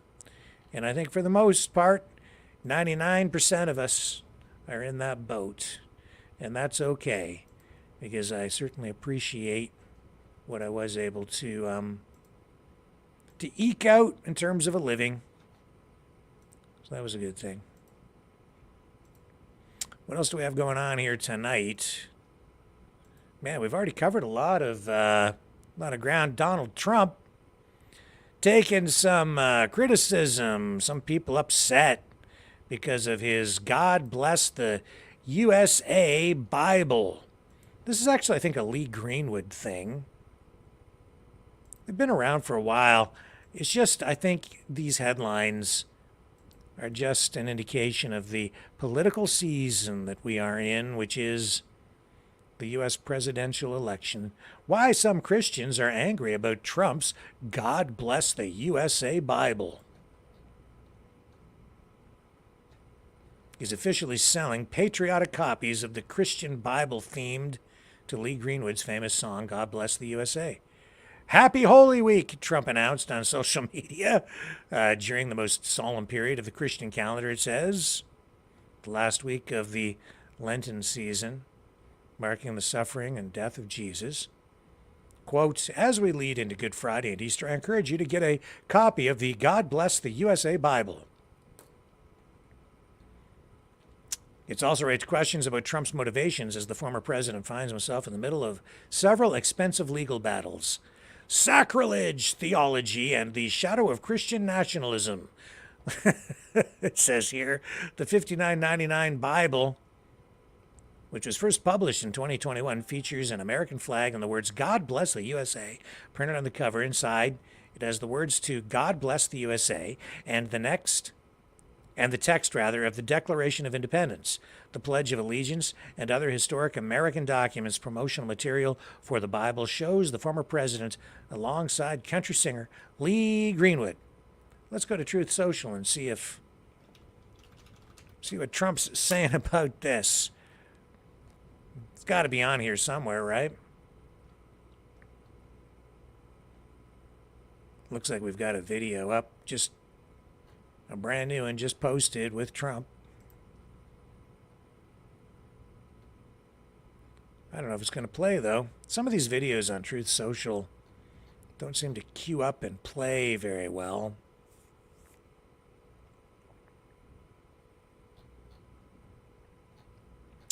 I want to see what he has to say, though, about the Bible. I don't know if this clip is going to play. I don't think so. Let's see if we can find Trump. God bless the USA Bible. Here we go.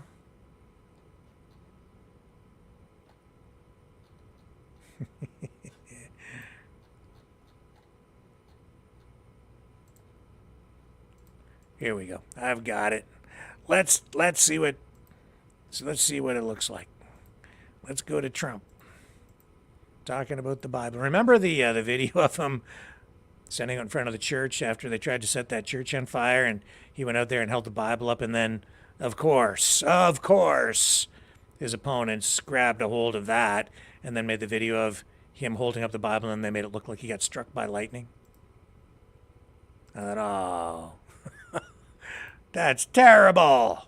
But that's politics, man. Okay, here he is. Let's listen to his pitch. Part of this, God bless the USA Bible, and it's just very important and very important to me. I want to have a lot of people have it. You have to have it for your heart. Enjoy steaks of this quality in one of my resort restaurants or America's finest steakhouses, but now that's changed. Today, through the Sharper Image, you can enjoy the world's greatest steaks in your own home with family, friends, So what do you think of my Trump Home Mattress Collection by Serta? Finally, the same luxury and comfort I demand in my hotels. Oh, they'll never count sheep again. Mr. Trump, please. My new game is Trump, the game. Trump, the game where you deal for everything you've ever wanted to own. Because it's not whether you win or lose, it's whether you win. Yes! Play Trump, the game from Milton Bradley. I think you'll like it. Vodka, and I'm very proud of the fact, actually, that I don't drink, but it's a vodka that people really like, and as you know, it's taken off like crazy.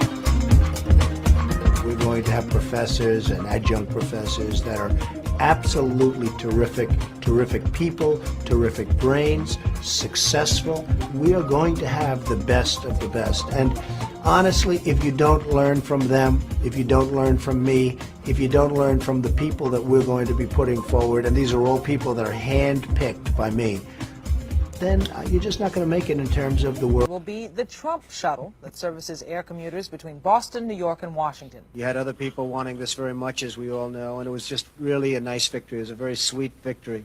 The shuttle service went up in typical Trump style. We were the first plane out this morning. We were the most successful flight this morning. We had more people than anybody else, and I think we had better service than anybody else. My suits will guarantee you're always boardroom ready. But every great suit needs a great shirt and tie. My dress shirts are 100% cotton, ensuring you look sharp all day long. Add a bold satin tie with the double Windsor knot, and that's a power statement. And one last tip. Top it off with a pair of elegant cufflinks, and you're ready for business. The Donald J. Trump Signature Collection, only at Macy's. The Trump Network wants to give millions of people renewed hope, and with an exciting plan to opt out of the recession. Let's get out of this recession right now. With cutting-edge health and wellness formulas and a system where you can develop your own financial independence, The Trump network offers people the opportunity to achieve their American dream. I'm still looking. Bottle of water, Trump water, actually, most of it. Some of it we had to go to a much lesser quality water. You want to get those Trump bottles, I think, more than anybody else. But we're bringing a beautiful coffee table book put out by Winning Team Publishing. Every photo in it, and there are many, has been picked by me, and every caption is my own. Trading cards are back. There they are. Series 2, the new collection, features incredible artwork of me as a rock star and also as a monster trucker. People love to collect baseball cards, but why settle for that when you can collect the greatest trading card in history, like Trump digital trading cards? And they love what we've done. That's the real deal. That's the real deal. It is an authentic piece of the suit I wore when I took that now famous mugshot, and it was a great suit, believe me, a really good suit. It's all cut up, and you're going to get a piece of it. I'll be autographing some of them. A true collector's item. This is something to give to your family, to your kids and grandchildren. With the purchase of 47... So he cut up his suit and sold off pieces of... Oh, my goodness. I didn't know that. And the digital trading cards? No, I didn't buy any of those. Oh, man. It is so American, isn't it?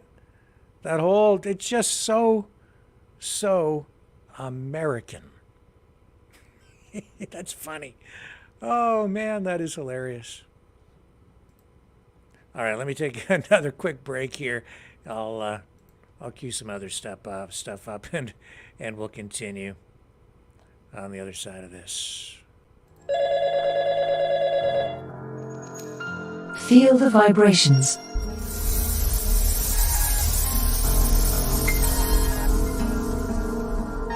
Our quest continues.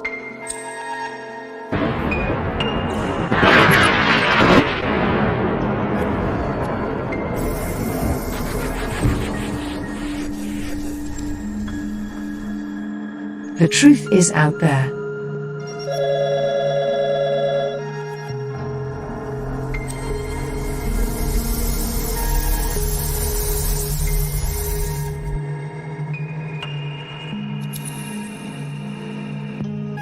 We are Mavericks.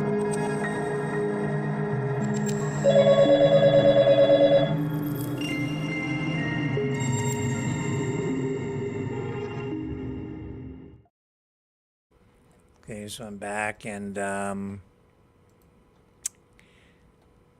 just wanted to mention that the search efforts, I guess, in Baltimore have been paused. We know that they did recover two of the bodies, two construction workers. I guess, you know, the workers were on the bridge, some of these people in their cars having a break. That's where some of the cars that went into the water came from. It was the construction workers. And, you know, it is a dangerous job, period, being a construction worker. They have one of the highest casualty rates, industrial accidents, construction. And boy, you know, you got to take a moment to say thank you to people who put it on the line. I look at people who work on the roads, construction. These guys were filling in potholes on the bridge. When I'm on the highway and I see road crews working and the cars flying by at, you know, 55, 65, 70, 80 miles an hour, sometimes failing to slow down, it's very scary work. And this was obviously a real tragedy. 4 people still missing and presumed dead in Baltimore.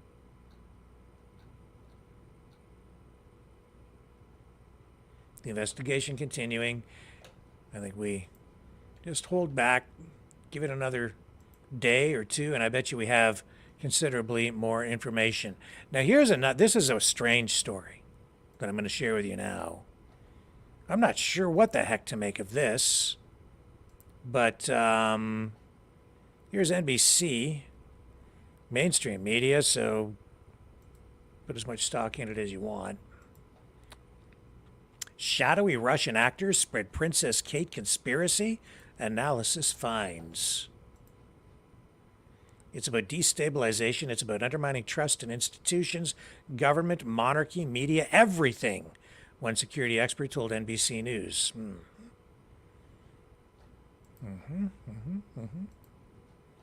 Social media accounts linked to a prominent Russian disinformation campaign. It says here, we're all too happy to capitalize on conspiracy theories about the whereabouts of Kate, Princess of Wales, according to an analysis by British security experts. The role played by these shadowy Russian actors may serve as an alarming test case, experts said, in a year when elections in Washington and Europe will be buffeted by the long-standing fake news threat, which is now being supercharged by artificial intelligence.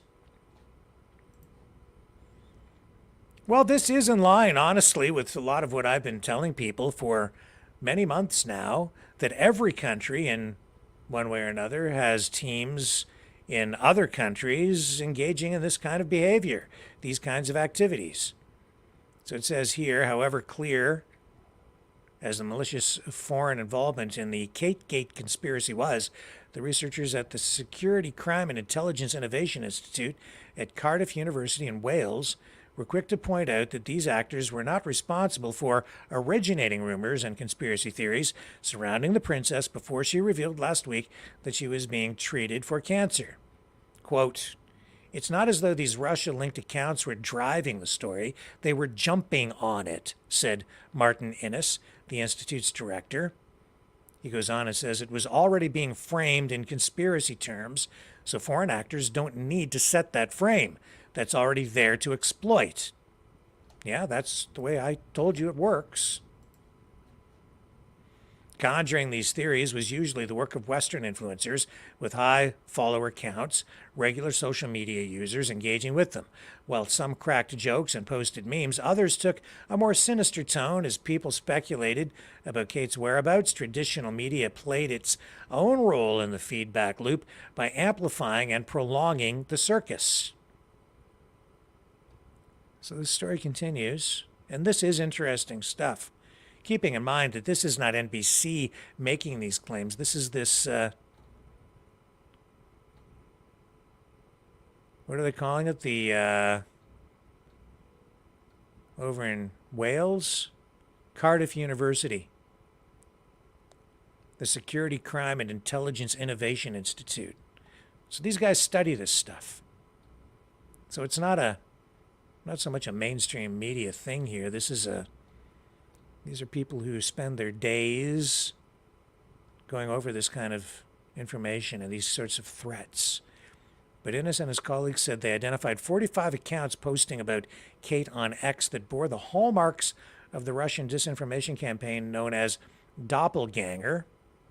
For the researchers who have spent years analyzing this sort of traffic, telltale signs include the accounts' usernames, and the fact that they had apparently been created in batches and were all using the same wording. Some were easy to mark out because they posted pro-Russia and anti-Ukraine content. The campaign's aims are twofold, Innes said. First, use the traffic spike associated with Kate to disseminate pro-Russia content, often related to its war in Ukraine. Second, sow discord. It goes on, quote, "It's about destabilization, is about undermining trust in institutions, government, monarchy, media, everything," he said. These kinds of stories are ideal vehicles by which to do that. It says here, Doppelganger was first identified in 2022 by EU Disinfo Lab, a nonprofit group of experts based in Europe that investigates the spread of disinformation online. In the past, this Russia-based influence operation network has worked by cloning the websites of traditional media companies, posting fake articles and promoting them on social media. EU Disinfo Lab, it goes on here and says on its website, the technology has likely become more sophisticated since then. He says that these are not groups that are part of the state security services, as has happened with other operations. And it says rather this campaign is run by commercial firms who are getting contracts from the Kremlin. So NBC News, it says here, emailed the Kremlin and the Russian foreign minister for comment. Britain's Telegraph newspaper also reported this week that Russia might not be the only country involved. Citing anonymous government sources, it reported that China and Iran were also fueling disinformation related to the princess. When it came to Russia-linked accounts, they did not come up with their own conspiracy theories in relation to Kate, but rather replied to existing posts, often but not exclusively with pro-Russia, anti-Ukraine content. The researchers focused on X because of their ability to collate and analyze its posts quickly, but that may only be the tip of the iceberg, it says. This is a pretty extensive story. For independent researchers, getting a good view into TikTok is really difficult, he said. But just to kind of give you some sense of scale, we've done a bit of research, and the Kate Gate story had 14 billion views. Holy smokes! And that's just in 1 month. 14 billion views. These were overall views, and not only those linked to Russian accounts.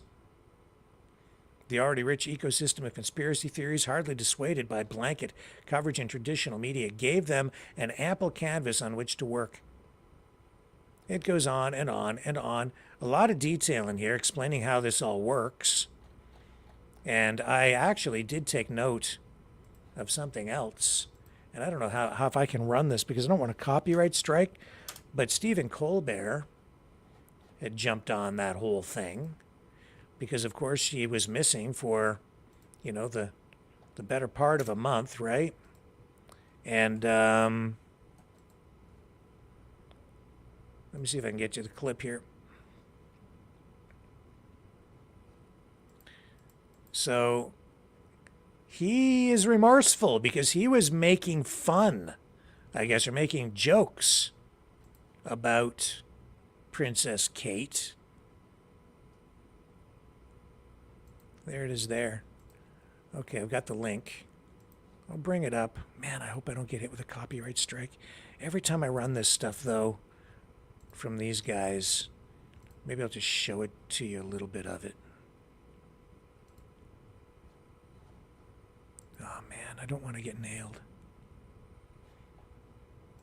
I'll run just a little tiny bit of it. Notice mostly what everybody's talking about.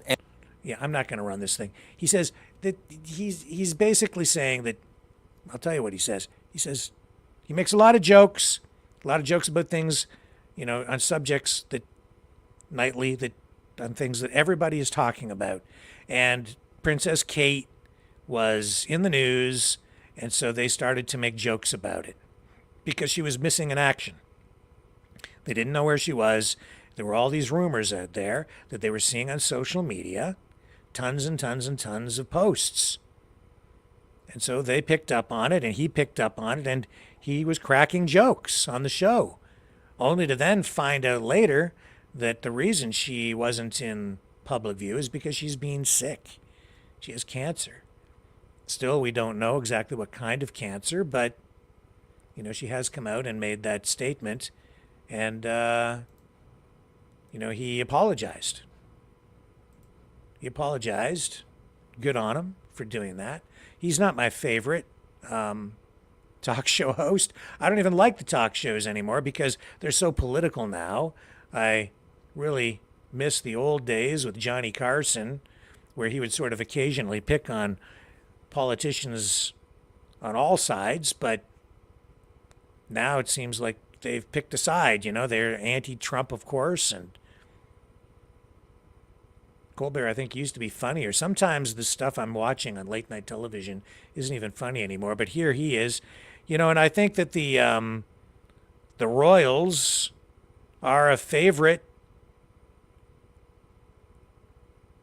with talk show hosts to attack. Low-hanging fruit, really. And because they do have wealth, I think they're seen, and public profile, and some degree of power, they're seen as low-hanging fruit. But I've said for a long time, man, you get rid of the monarchy, I think you're going to miss them when they're gone. It's, you get rid of our society or tear down the government the way so many people want to, and you're going to miss it when it's gone. That's why I prefer to kind of preserve what we have and improve upon it, fix the problems, rather than try to rip it all apart, burn it to the ground, and then start from scratch. But here he is, really embarrassed, because he was making fun of a woman who was ill, not really thinking things through. But how do you know, right? You don't know. And that's the place that a lot of people are in. A lot of people feeling remorseful after making a lot of real negative comments about Princess Kate, who is sick. I get it. I guess it's easy to fall into that trap. Okay, let me take another quick one, and I'll see you in just a moment.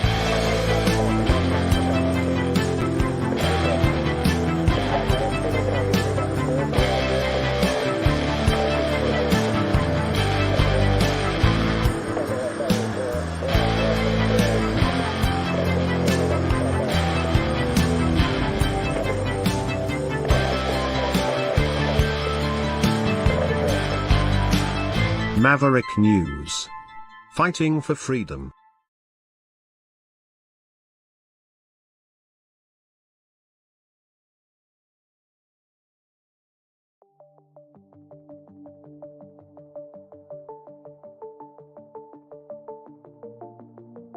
Greetings, brave Mavericks. Our quest for truth continues. We go beyond fake news. Together we expose propaganda. Together we pull others out of rabbit holes. We are maverick thinkers.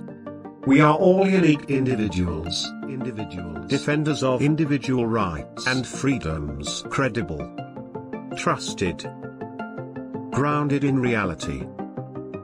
Maverick News, Maverick News.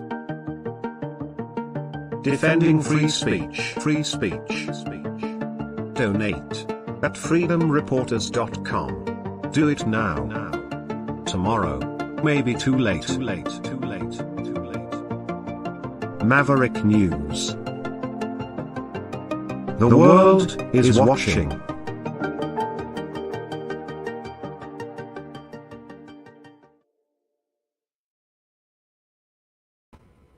All right. I can tell you that newcomers to Canada are having a tough go of it. New study out, and I have to find the tab here with the story.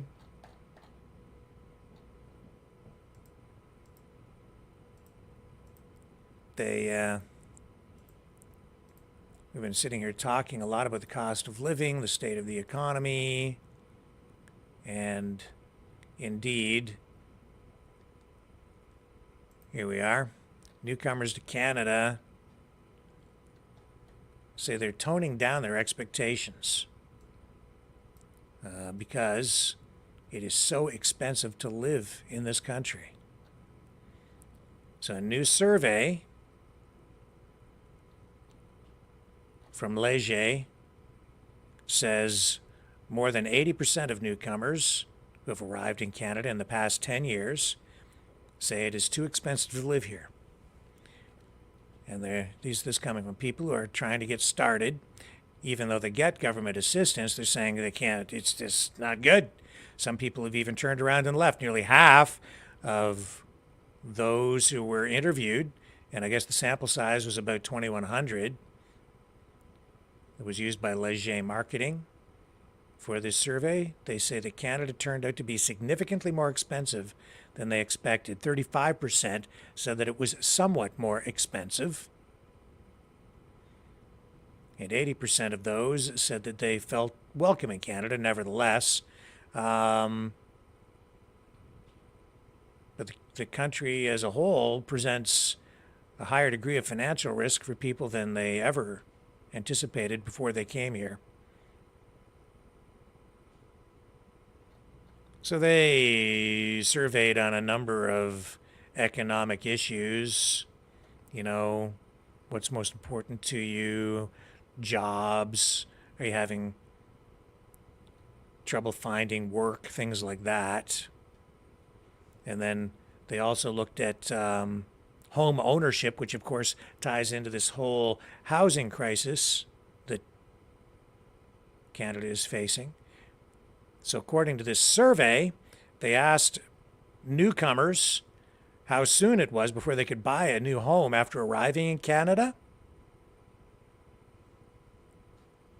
So some, about 2%, actually purchased a home in the country before coming here. 1% were able to purchase one in less than a month. 1%, 1 to 3 months. 3 to 6 months for another 1%. 6 to 12 months and 3%.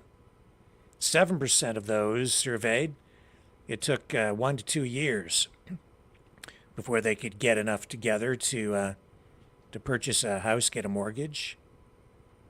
19% did it in just over 2 years or more than 2 years.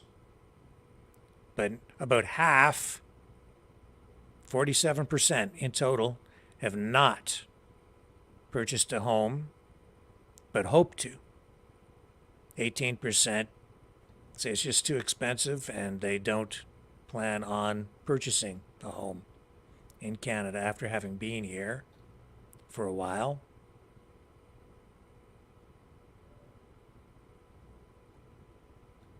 And they're facing, I guess, some challenges finding meaningful or gainful employment. Although I think there are actually, a fair amount of jobs out there, just that a lot of them don't pay as well as most people would like or need them to. And so they also, says the government of Canada's current plan is to welcome 465,000 immigrants to Canada this year, 485,000 in 2024 and 500,000 in 2025. In 2022, Canada admitted over 437,000 immigrants. And then they asked, which of the following best reflects your opinion about immigration? It will admit too many immigrants. 42% of the newcomers said yes. 42% of newcomers coming into Canada think that Canada has immigration rules that will allow too many people to come into the country. About a third, 34%, say that they think the government will allow about the right number of immigrants. 7% feel that they won't allow enough in, and 17% didn't have an opinion on it.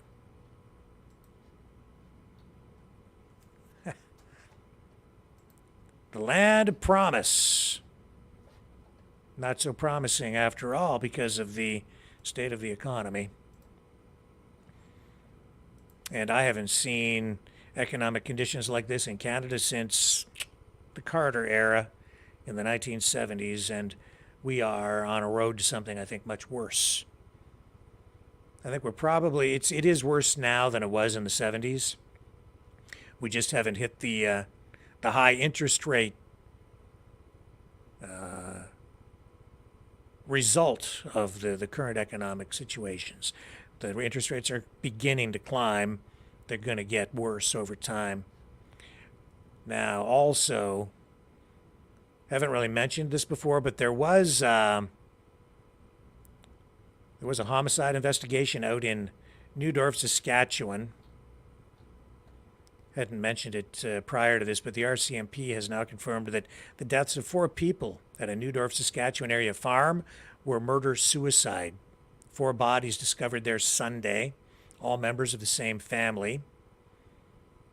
Police say 2 men, ages 67 and 30, a woman aged 58, were victims of a homicide. The 4th person, a 34-year-old man, died from self-inflicted injuries. Some people had made note of that. It was just a story that I just did not get to this week. This farm is located about 100 kilometers northeast of Regina. It's a home that's owned by Gary and Joanne Bender. But we do not have names from police confirmed at this point. So we don't know who the victims are. Not confirmed at this point. I think that's because not all family members have been notified. So we'll continue to monitor that. Updated if needed. Tragic story. Okay. With that, what we'll do is, what time is it? Okay. I will take a break. We'll come back and go to the phones here briefly. So, let me run the number for you to call. Here we go. Okay, Mavericks, it's call-in time. Join the conversation. Call now, 1-519-401-1373.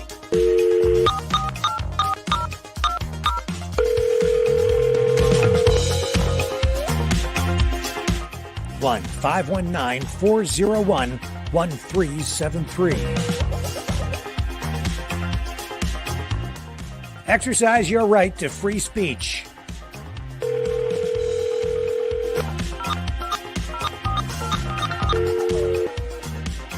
That's 1-519-401-1373.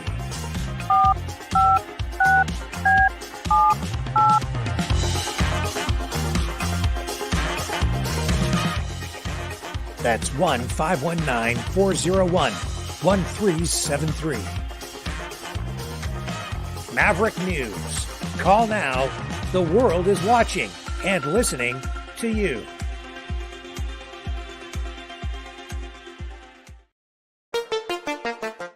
The New World Order.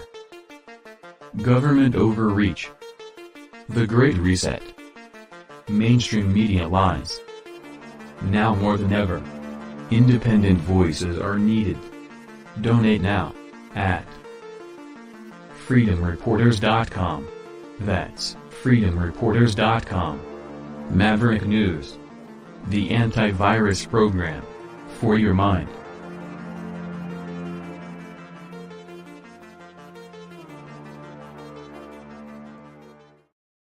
All right, ladies and gentlemen, the phone lines are ready to rock and roll. We have that new number that you can call down there. Canada-wide, won't cost you anything. So we've rectified that problem as long as you have Canada-wide calling. 519-401-1373. 519-401-1373. We have also these links where you can support the show if you're inclined to help us out here. If you like what you're watching, you can donate at maverickdonations.com. That's the Give, Send, Go account. And thank you so much to those of you who have supported the program. I also have to say that I'm trying to get caught up on messages and emails. I'm way, way, way behind. It's because I've been so swamped with messages coming in. But thank you so much to all of those, all of you who support what we do here, not just through donations, but just through kind words. I appreciate it very much. You can also support us at freedomreporters.com. And you can like, share, and subscribe, and that helps us out a lot too. If you're not a subscriber over on Rumble, it doesn't cost you anything, but that's really where we are focused and are really trying to grow the most. We're also over on X and Twitch and Odyssey and YouTube. We have our YouTube channels up and running over there tonight. So go check us out over there. I did have somebody call and say that sometimes they don't see us on YouTube, and that's because we have more than one YouTube channel, and we don't always run on the secondary channels. We are always pretty much on that main channel. But, yeah, I guess he was missing us on a few nights. So make sure you subscribe on, more than one of the YouTube channels. We have 3 over there that we use. And Rumble, of course. And if you do subscribe on YouTube, please hit the notification bell thingy. That'll make sure that you receive a notification every time we do post a video or go live. And they'll give you a notification in advance by email to let you know. And freedomreporters.com, that's the donation link. So you can call and join the conversation right now at 519-401-1373. The phone is ready to rock and roll, and we can take your call at any time. So now that you've got that, let me do this. I'm going to queue up another piece of information here, and we will continue right after this. Hello, world. Are you awake?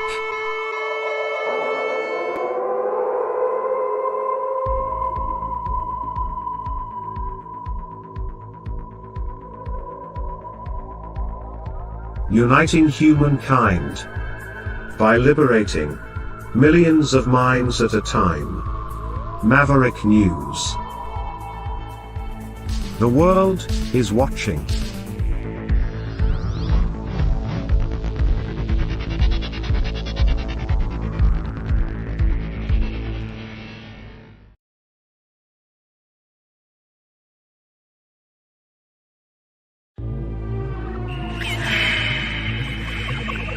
Fighting the Great Reset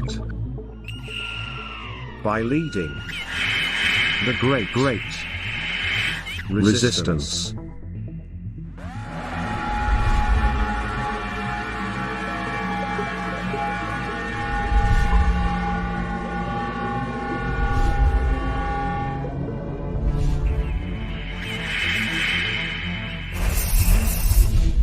Maverick News.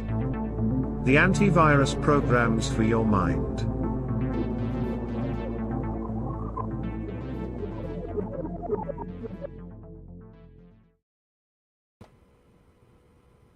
So the New York International Auto Show is on, and as a result of that, I was just kind of refocusing a little bit on what is going on with the automotive industry globally, because we're also seeing auto shows in other countries. And, you know, there's a real dose of reality at this year's auto shows, and that is that the Chinese are making huge inroads into new markets, and they are emerging as a global leader in the automotive industry. The Chinese economy is growing by leaps and bounds in many respects, and that's why even companies like General Motors see China as the growth market for them. They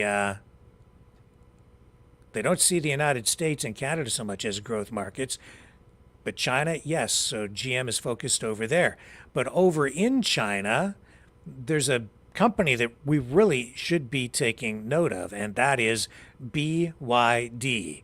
It's an automotive company that stands for Build Your Dreams. They started out originally as a battery manufacturing firm. Their whole focus from the very beginning has been to undercut competitors, to deliver the most affordable products possible. And because they focused so much on developing battery technology for first cell phones and then other devices, they've also become a leader in the development of battery technology for cars. Their new battery platform, I think, is based on lithium iron instead of lithium ion. But they have developed technology to get extremely high energy density into these battery systems. They've emerged as a global leader already, and in China, they have now overtaken Tesla as the leading manufacturer and seller of electric vehicles. In fact, last year, they produced over 3 million vehicles, dwarfing Tesla's 1.84 million. Here's a look at their website. Let me bring this up. And this is why our politicians and their plans to electrify the auto industry maybe, we need to be very careful about the way we approach it, because we're dumping billions of dollars into it and then going head to head with companies like this, going head to head with the Chinese government and other governments around the world too, in places like Vietnam, where VinFast, another automotive company, is becoming very strong, and actually they sell their vehicles into the Canadian market. Now, BYD is selling their products not just in China now, but also in Japan, in Europe, and even into Australia. They do have their sights set on the US market as well. They're now one of the top 10 automotive companies in the world. And within the next 5 years, they are probably, according to analysts, they're probably going to be one of the top 5 auto manufacturers globally. Again, overtaking Tesla. I was just looking at stats on this today, and it's a very very aggressive company. It's actually a company that is backed by Warren Buffett. So even though they're based in China, it's really a world or a global corporation, as all of these auto companies really are today, but based in China. And just like the cell phone batteries that got them started and gave them a foothold worldwide, BYD is a company that focuses on undercutting the competition. They have products starting at a very low price point. Specifically, they have a vehicle called the Seagull, and it has a price point starting at about $10,000. The sky, the tide, fireworks and fireflies. Where is the light? Where does it shine? It warms the air, brings life, and awakens hope. The light itself leads to the answers. We are eager for breakthroughs with no fear of limits. Believe in striving and never compromise. Yearning for a green and great future. Pursuing the waves of freedom. With diligence and wisdom, we start a new journey to pursue the light. And tomorrow becomes a new starting point. Changing our life through efforts. Solving the puzzle with technology. Safeguarding the innocence of children. Redefining the journey of romance. Time shall be cherished. Dreams should be loved. Make your dreams come true. Keep exploring the world together. Move toward and strive for the halo. BYD, technology, green future. So BYD, big company already and growing bigger by the day. A lot of competition out there. A lot. I don't know what the future is going to look like for our kids, man. This election coming up, this presidential election, is going to be perhaps the most consequential of our time, I think. Everything seems so volatile, and yes, indeed, we do have these protests lined up for next week. It seems like even things on the U.S. side are unstable right now. And yeah, I think a lot of it is because of what's going on online. But it isn't just what's happening on the internet and cyberspace. There are real shifts happening around the world. You know, they're not really talking about what's going on in the Red Sea right now, but I am aware that really shipping has been pretty much disrupted there, if not brought to it's almost non-existent in many respects because of the Houthi attacks. So that's affecting global shipping in a pretty substantial way, resulting in delays and increased costs, disrupting supply chains. And then, you know, the other area that I mentioned this several months ago, because in Panama, there's a lot of turmoil right now. There was a Canadian company down there, a mining company, that was at the center of a major political backlash. The issue ultimately surrounded questions about resource management, mining, who should own it. A lot of, you know, I would say people on the left side jacked up, calling for the nationalization, basically, of resources. And this Canadian company, at the center of all this controversy, it was putting the existence of the sitting government in jeopardy, honestly. And I know that there's a lot of political pressure and a lot of political posturing going on down there, not just because of immigration, but also because of trade in the Panama Canal, which is a vital piece of infrastructure for the U.S. economy. Without that canal, ships have to go all the way, long way around. Adds a lot of time and expense. And I know that the Chinese are very focused on the Panama Canal. And there's positioning taking place down there. And I'm seeing just things happening in Panama that tell me that we should all be just keeping that region on our radar. It's like there's something big going to happen down there. Just take note of that. We'll probably be coming back to that in the weeks ahead. So that gets us almost to the bottom of the hour and almost time for me to wrap up for the night. If somebody wants to call, you can call at 519-401-1373, but we only have a few minutes left in the broadcast, and I didn't get to the phones until quite late here. I did want to kind of try to close this something a little bit light tonight, so let me see what I have queued up here.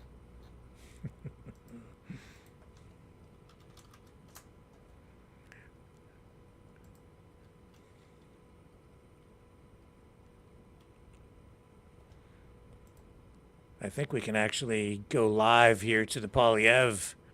Yeah, he's out in Winnipeg right now. Let's pick up his live address right now. He's live. Here we go.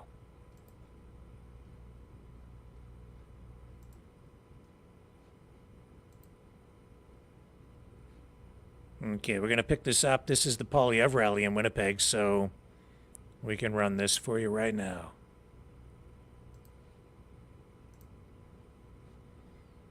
The Axe the Tax rally, here we go. Them better off. He claims they get more in these rebates than they pay in the, but here's what the parliamentary budget officer said. I brought the documents. These are his calculations.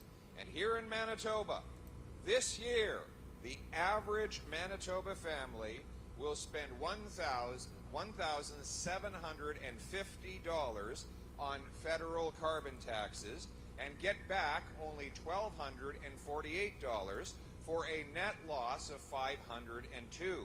That is actually the good news. Now are you ready for the bad news? If Trudeau and the NDP are reelected in their carbon tax coalition over the next 5.5 years, they intend to quadruple the carbon tax. All the way, right, all the way to 61 cents a liter.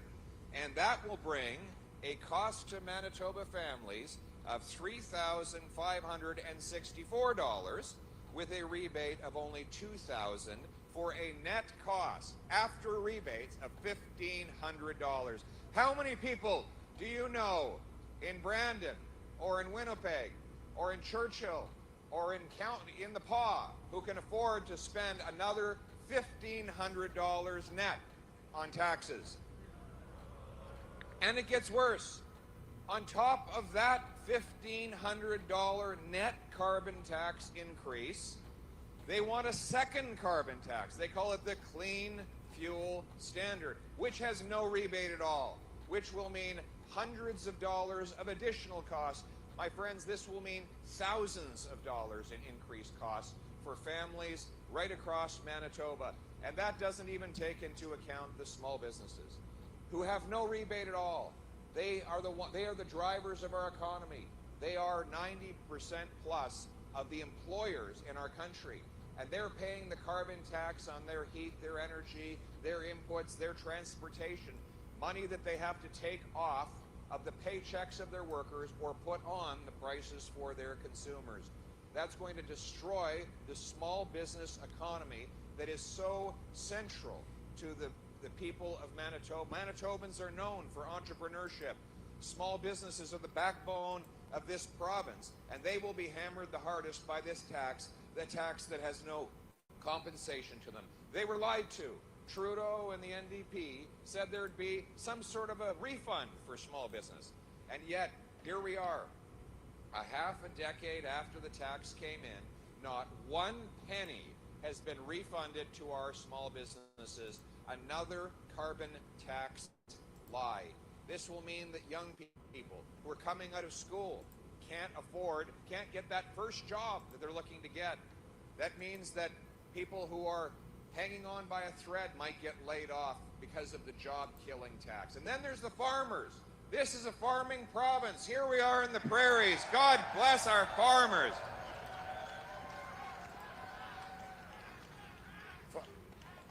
The farmers who feed us are paying, if you have a 5,000-acre farm, you pay $150,000 in the forthcoming carbon tax increase.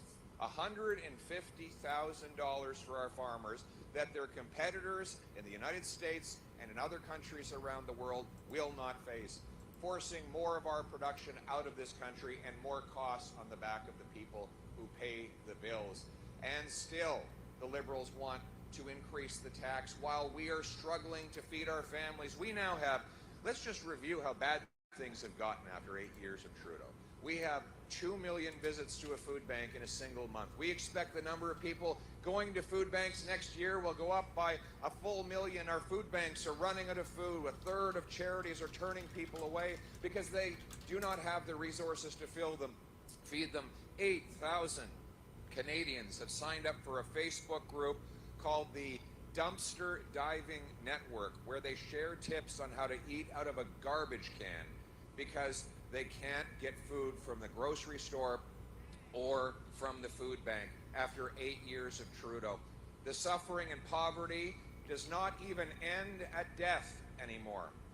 In Newfoundland and Labrador, a tragic story of 28 dead bodies sitting outside of a hospital in refrigerators that look like shipping containers because their loved ones cannot afford to give them a burial or a cremation. 28 bodies sitting next to a dumpster. That is how desperate things have gotten after 8 years of Trudeau and the NDP and the members of the federal NDP who sold out their constituents to sign up for Trudeau. Crime, chaos, drugs and disorder are common in our streets. Our people are spilling over into tent cities, forced to live in encampments that resemble something out of the Great Depression or a third world country. My friends, when we look around our country today and we see the suffering of our fellow citizens, we can only conclude that Justin Trudeau is not worth the cost, not worth the crime, not worth the corruption, and not worth the country we know and still love. The good news is life was not like this before Justin Trudeau, and it will not be like this after he's gone. there will be a carbon tax election during which Manitobans will choose between a costly coalition of Trudeau and the NDP, who tax your food, punish your work, take your money, double your housing costs, and unleash crime and chaos in your community, or common sense conservatives who will axe the tax, build the homes, fix the budget, and stop the crime. And let me talk about that common sense government. Let me talk about what it means and what the carbon tax symbolizes about that common sense government. The carbon tax is not just about axing the tax. It's not just about lowering your daily prices. It's about bringing home production and paychecks to this country. It is about making us an independent and strong economy that can provide for itself and its people and become less reliant on undependable and dictatorial regimes around the world. You see, the Liberals and NDP want more of our resources, more of what we consume to be provided by faraway dictatorships, even though we could be producing these things at home. Let's start with agriculture. Let's start with agriculture. By raising the cost of agricultural production, we drive food growth and harvesting out of our country to other places. I'll start with the example of Suntech tomatoes, the little miracles of Manotick, a wonderful farm in my riding. They grow tomatoes in greenhouses, but Trudeau's carbon tax applies on the CO2 they release into the greenhouse, even though it's absorbed by the plant life. Apparently he missed that day in science class. The price signal that sends is that it's more affordable to buy the Mexican tomato in Manotick than the Manotick tomato in Manotick. By axing the tax, we'll lower the cost of production so that we can have more homegrown food. We'll remove the unnecessary and punitive regulations that punish our producers. There'll be less paperwork, less obstructions, and therefore more food production, and we will feed our own people and stand on our own feet.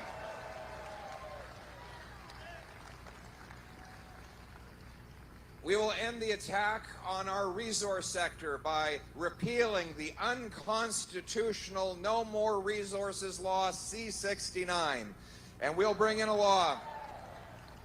We're going to bring in a law that protects our environment, consults First Nations, but gets decisions made. It should no longer take 18 years to get a mine approved in this country. We will shorten those timelines, and we will bring mining of lithium, cobalt, graphite, more copper, and other critical minerals of the future back to this country and put paychecks back in the pockets of our people. We will back up our oil and gas sector.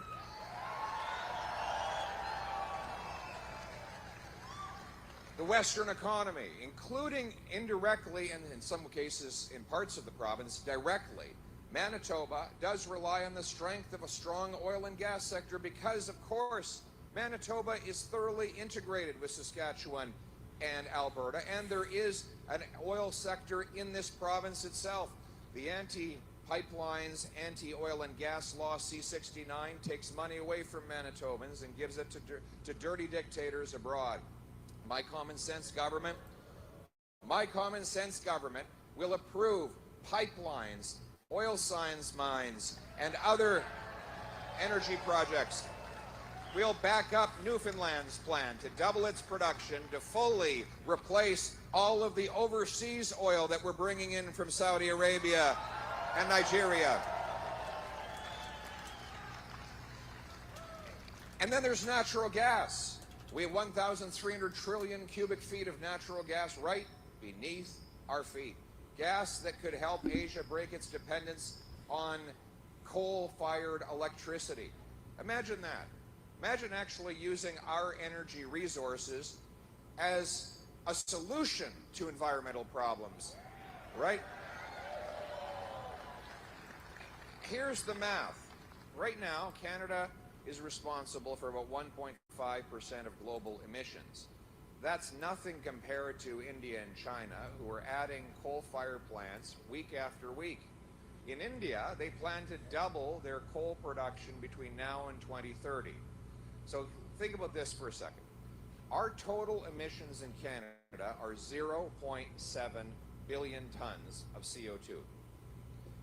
If we were to sell our gas to India and allow them to displace the dirty coal-fire production with cleaner Canadian gas, we could reduce global emissions by 2.5 billion. That is 3 times the total emissions of all of Canada in a year. So why don't we cool that gas down to minus 161 degrees, put it on a ship to Asia to break Asian dependence on coal, and ship it off to Europe to break European dependence on Putin, to turn dollars for dictators into paychecks for our people in this country. And then there's the Port of Churchill. We need to open up the Port of Churchill to all the minerals and commodities the world needs. This could make Manitoba into almost a maritime province. And what an incredible way to take advantage of this strategic location. We should open it up to future exports of all energy, including oil. There's proposals by major energy companies in Alberta to encapsulate oil into puck-size droplets that can go by train and then be put on ships and sent off around the world during the shipping seasons. We could potentially even liquefy natural gas there using the cold weather as an engineering advantage. There are agricultural commodities that could make their way to the world, but we need to streamline and eliminate the bureaucracy that makes everything get possible. Common sense. Common sense is right, and we're going to make common sense common again, aren't we? Who's ready to make common sense common? Who's ready to axe the tax?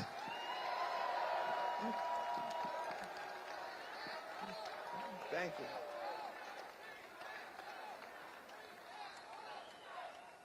By developing our resources, we can bring home powerful paychecks, and we need powerful paychecks now more than ever, with rising costs and greater need. With our economy less productive than our competitors, what we need is bigger and better paychecks for our people. And one of the ways we can get them is to allow our brilliant immigrants the opportunity to work in their professions. We have 20,000 immigrant doctors and 32,000 immigrant nurses blocked from working in our hospitals because they have no direct path to prove their qualifications.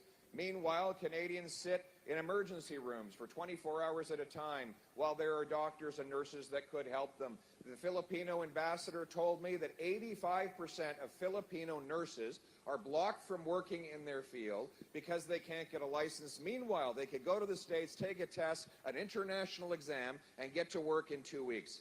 We have had a red seal in the trades for 70 years. The federal government brought together the provinces in 1952 and said, a mechanic is a mechanic, an electrician is an electrician. Let's get one testing standard. Let's get people licensed and working. My common sense plan is to bring in a blue seal so that our immigrant doctors, nurses, and engineers can take a test, prove they're qualified, get to work. Let's bring jobs for our Filipino nurses. Right on. Powerful paychecks, and I'm also going to continue to stand up right across the country to urge all the provinces to end the vaccine mandates so we can back all the nurses. Bring back all our medical professionals. We want more powerful paychecks for our working people, the people who move stuff, fix stuff, and build stuff, the tradespeople. We need more boots, not just more suits in this economy. And that means giving tax fairness to tradespeople. Right now, a CEO can write off the cost of his private jet, but a working a working electrician or mechanic can't write off the cost of his transportation. That's why common sense conservatives will pass the Tax Fairness for Traveling Trades Workers Act so that you can write off the full cost of your food, transportation, and accommodation to go around the country doing the work of building the nation.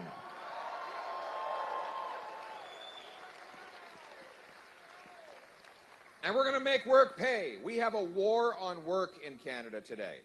Work is punished. There's The great meme of a little guy sitting next to his dad in a park, and he says to his dad, "What is a tax form?" And his dad turns over to him and says, "It's the opposite of your school report card. The better you do, the more you get punished." That's income tax, right? We punish hard work in Canada. A single mom earning $60,000 a year with 3 kids who earns an extra dollar loses 80 cents to clawbacks of her child benefit, income tax, payroll tax, and other taxes needed for her to do her job. That means if she earns $25 an hour, works an extra hour, she loses 20 of those dollars, and she's effectively making a $5 an hour wage. No one should be forced to work for $5. $5 an hour is well below minimum wage, and that's why common sense conservatives will cut income taxes to make work pay. Make work pay.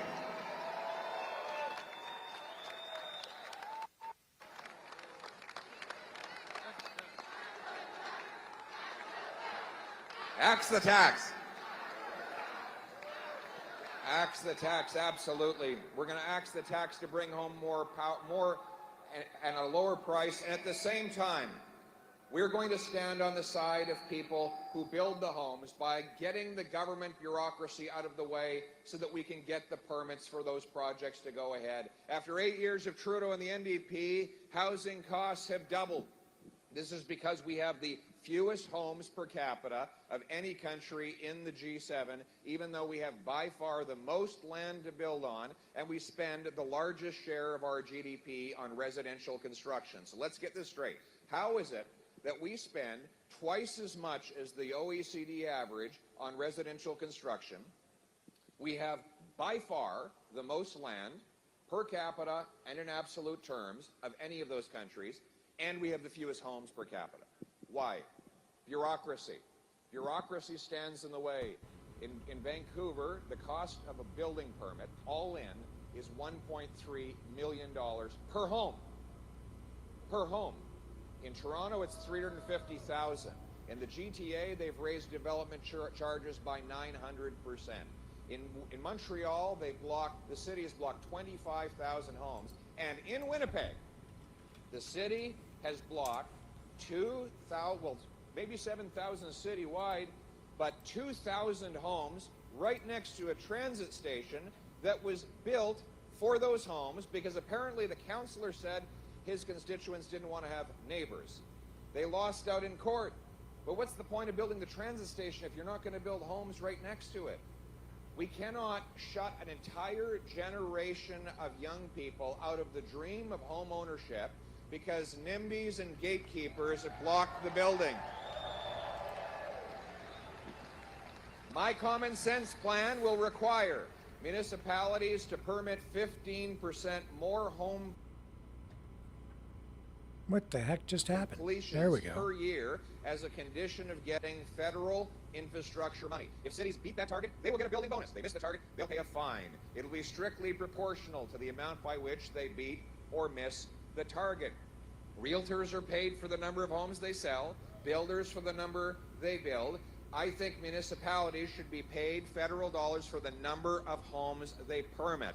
Let's pay for results. We're going to require that every federally funded transit station be surrounded by appropriately large apartment complexes. The reason why Hong Kong has the only profitable transit station system in the world, it doesn't get any government money, it's a publicly traded company that runs the entire system, is because they build on top of the stations. They literally sell the air rights over the stations so that they can make money from the developers to pay for the transit. And then people can get on the elevator in their apartment and go right down to the bottom, jump on the train, leave late and arrive early because it's right there. So here's how it's going to work when I'm Prime Minister. If I fund transit, I'm going to put the money in a trust fund. And the city will not get the money until there are permitted, completed, and occupied apartments all around every station. That's how we're going to get the gatekeepers out of the way and build.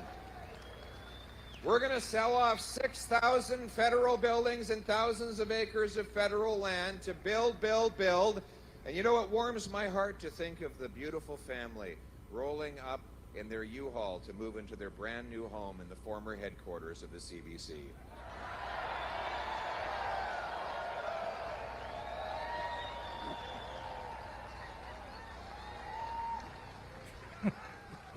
That always gets the biggest applause.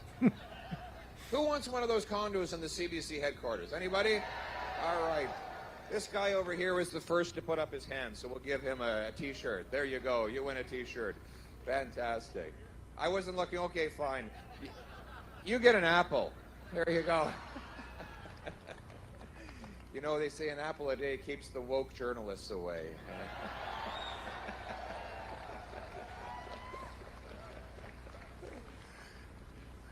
I accidentally hit a lady in the head when I was throwing the apple yesterday. So I promise you got to be careful. You got to be careful when you come to these things.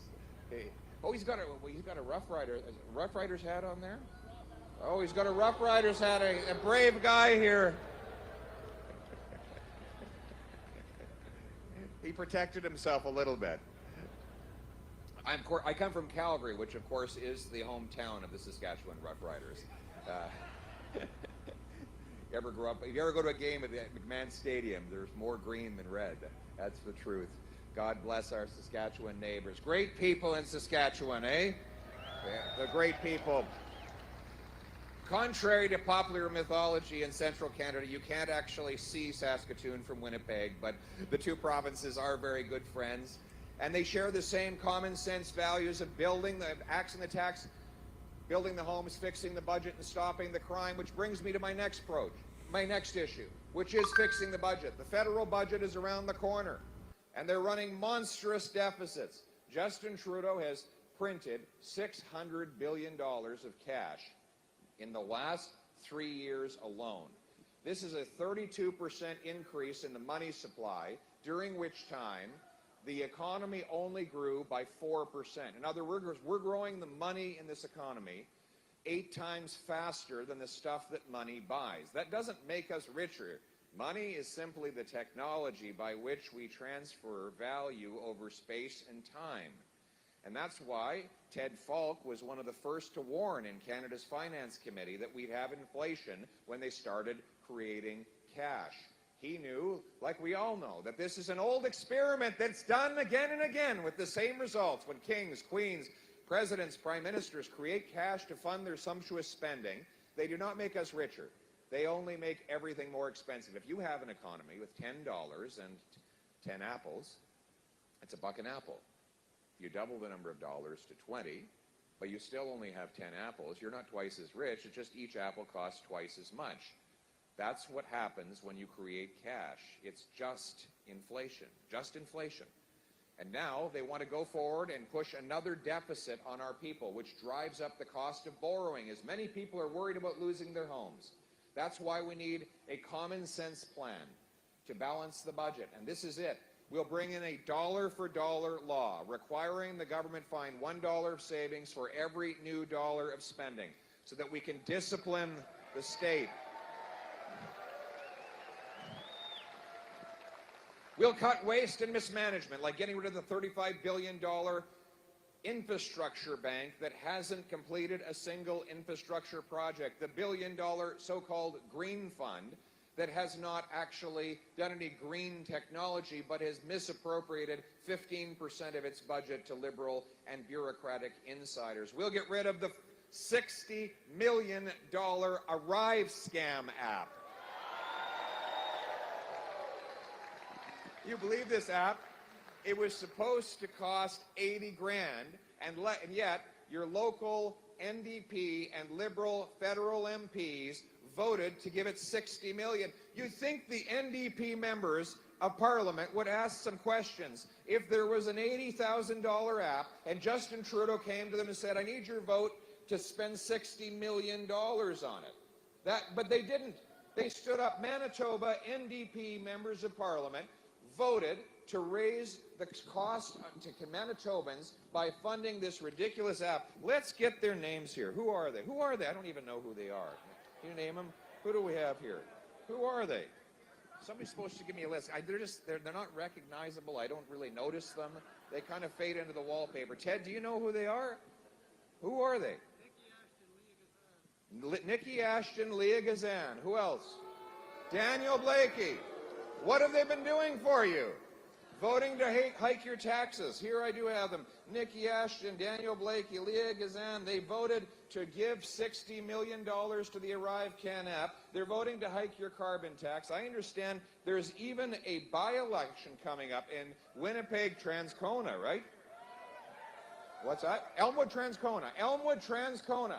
So people in this community are going to be able to decide whether they want a member of the costly coalition that will vote to hike your tax, take your money, punish your work, double your housing costs, or whether you're ready to have a member of parliament who will vote to axe the tax, build the homes, fix the budget, and stop the crime. You need a strong independent voice on Parliament Hill who will do that and will stand up to eliminate the wasteful spending so that we can balance the budget and bring down inflation and interest rates and income tax so that you bring home more of each dollar you earn and hard work actually pays off. But to bring it home, you need to have a home in a safe neighborhood. And after 8 years of Trudeau and the NDP, people are scared to walk outside of their homes. We have a 100% increase in gang killings. The number of gun crimes has gone up by over 100%. And now we learn that Trudeau and the NDP spent, because of good work exposed by our very own Senator Plett for Manitoba, they've spent $40 million on this gun grab, and they haven't even succeeded in buying a single gun back from Canadians. Isn't this insane? They're going after licensed, law-abiding, trained and tested firearms owners who are vetted by the RCMP. The least likely people to commit a crime are being singled out for abuse and harassment by their very own government, and at great expense. Common sense conservatives will reverse the gun grab and respect the rights of law-abiding hunters and sport shooters.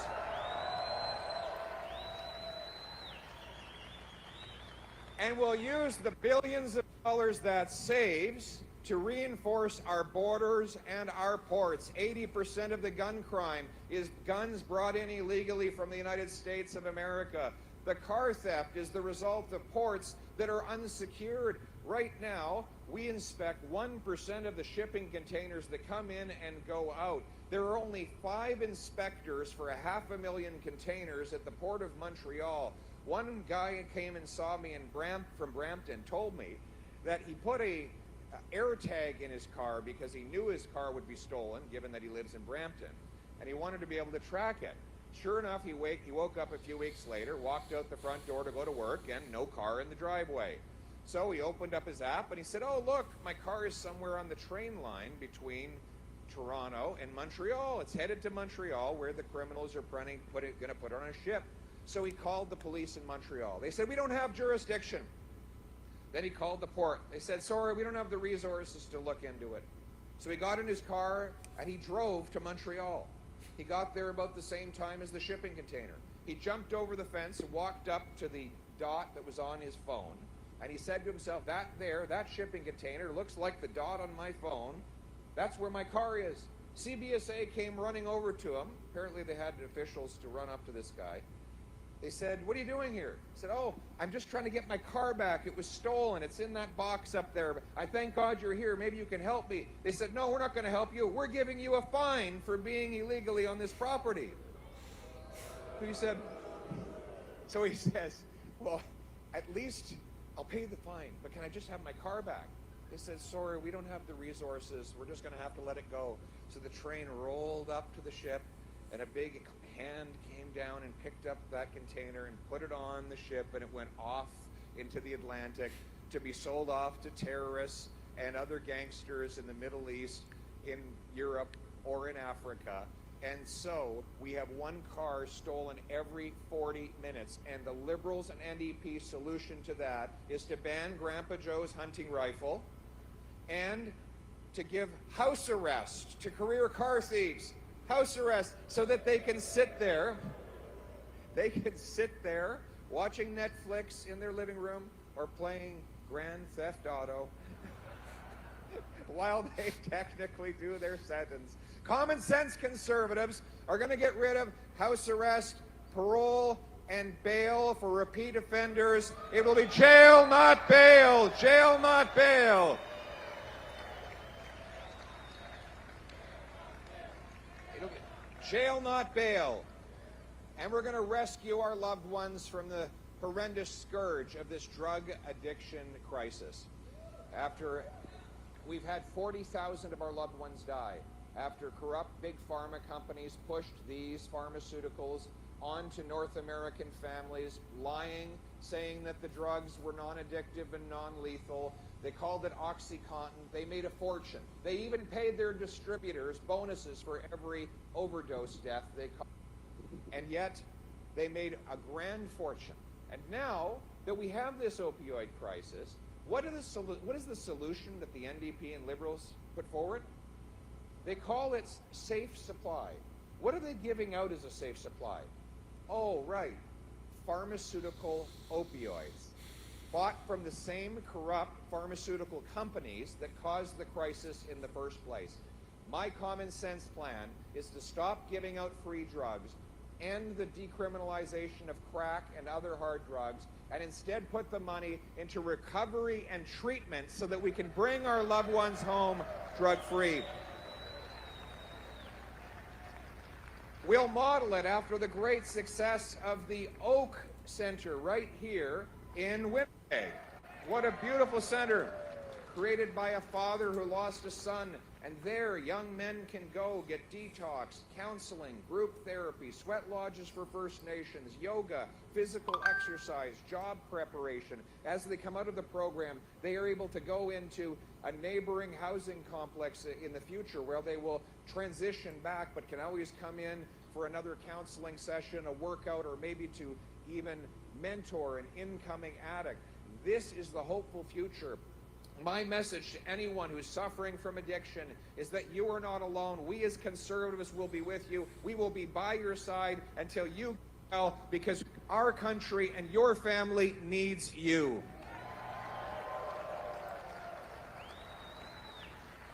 And I said that we'd have a dollar for dollar law, right?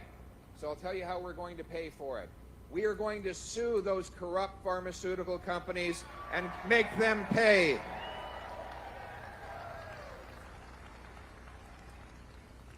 It's about bringing home our freedom. We want to make this the freest country on earth. All that we have, all that is special about Canada is the result of that freedom. You know, there's nothing special about the air we breathe or the water we drink that has made Canada such an incredible country. We're the same people as the rest of the world. In fact, we're a reflection of the rest of the world because our people come from all over the world. So why has Canada been such a wonderful place to live up until quite recently? The answer is that we had freedom, that we let people run their own lives. The government was the servant and the people were the master. And along came a guy who said he admires China's basic communist dictatorship. He admires the great, in his words, the great revolutionary leader Fidel Castro. He wanted to censor what you said online. He seized the bank accounts of law-abiding people who were trying to speak up for their freedom. Now he's got this law where he wants to be able to put you under house arrest, not just for something you've said, but for something you might say in the future. Can you imagine that? This is beyond Orwellian. He, actually, speaking of Orwell, I think he'd read 1984 and he thought it was an instruction manual rather than a warning. But common sense conservatives take a different approach. We understand that the people are the master, that we should have the maximum amount of freedom. And that's why I will repeal the censorship law C-11 and let you speak freely. There will be no central bank digital currency.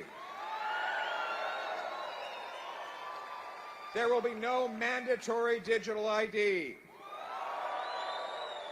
We will ban all the federal COVID mandates. And we will ban all of my ministers and MPs from any involvement in the World Economic Forum.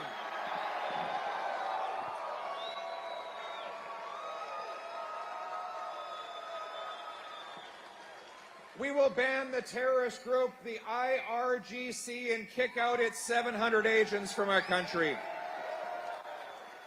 And recognize that the guarantors of our freedom are the brave men and women in uniform. We will cut back on foreign aid to terrorist dictators and international bureaucracies and put the money into rebuilding our military.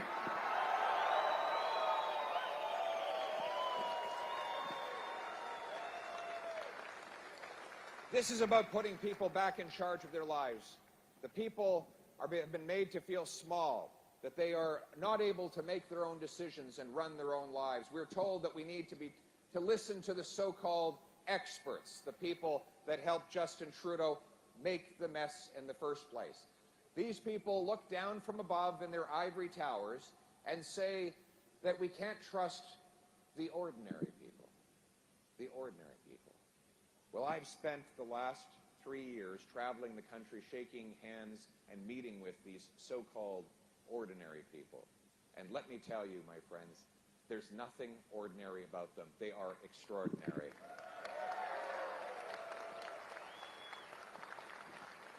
The waitress who balances 8 plates on a tray and serves 15 tough customers at a time, works a back-to-back shift, then comes home to teach her kid math and balances her budget on a minimum wage salary is not ordinary. She is extraordinary, my friend. The farmers who harvest the crops of Manitoba, who master the sciences of sky and soil to bring food from their fields to our forks are not ordinary, they are extraordinary. The electricians who capture lightning from the sky, run it through a copper wire to illuminate this room and light up this world are not ordinary. They too are extraordinary. The soldiers, sailors, and airmen that leave their families behind to defend us in a dangerous world, who know the discipline, the hard work, and the courage to stare down any fear. These are not ordinary people, they are extraordinary. And therein is the philosophical difference. I believe that you, the extraordinary people, have the wisdom and the virtue to make your own decisions, to run your own lives, to spend your own money. In Canada, the freest country in the world, led by the common sense of the common people, united for our common home. Your home, my home, our home. Let's bring it home. Thank you very much. Merci beaucoup.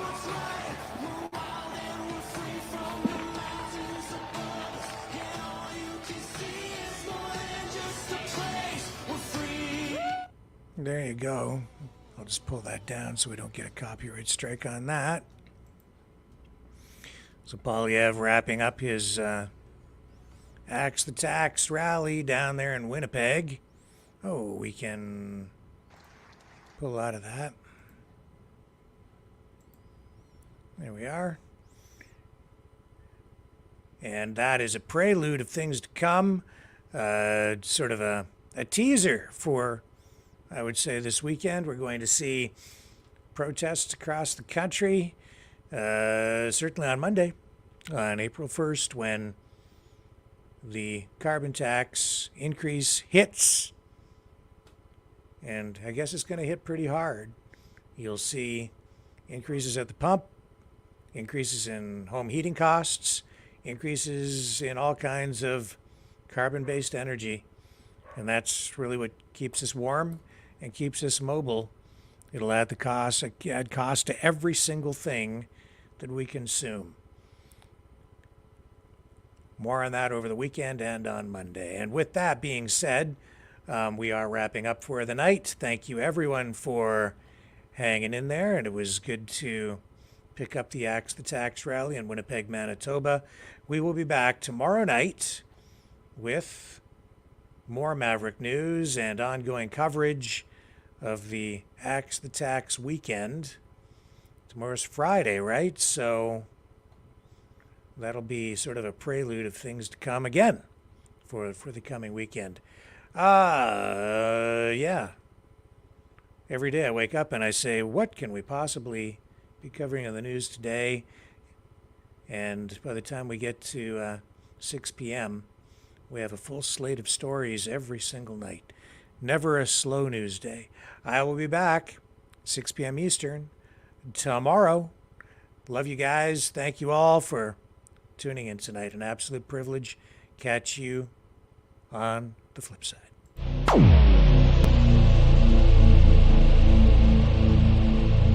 This has been a Maverick Multimedia production.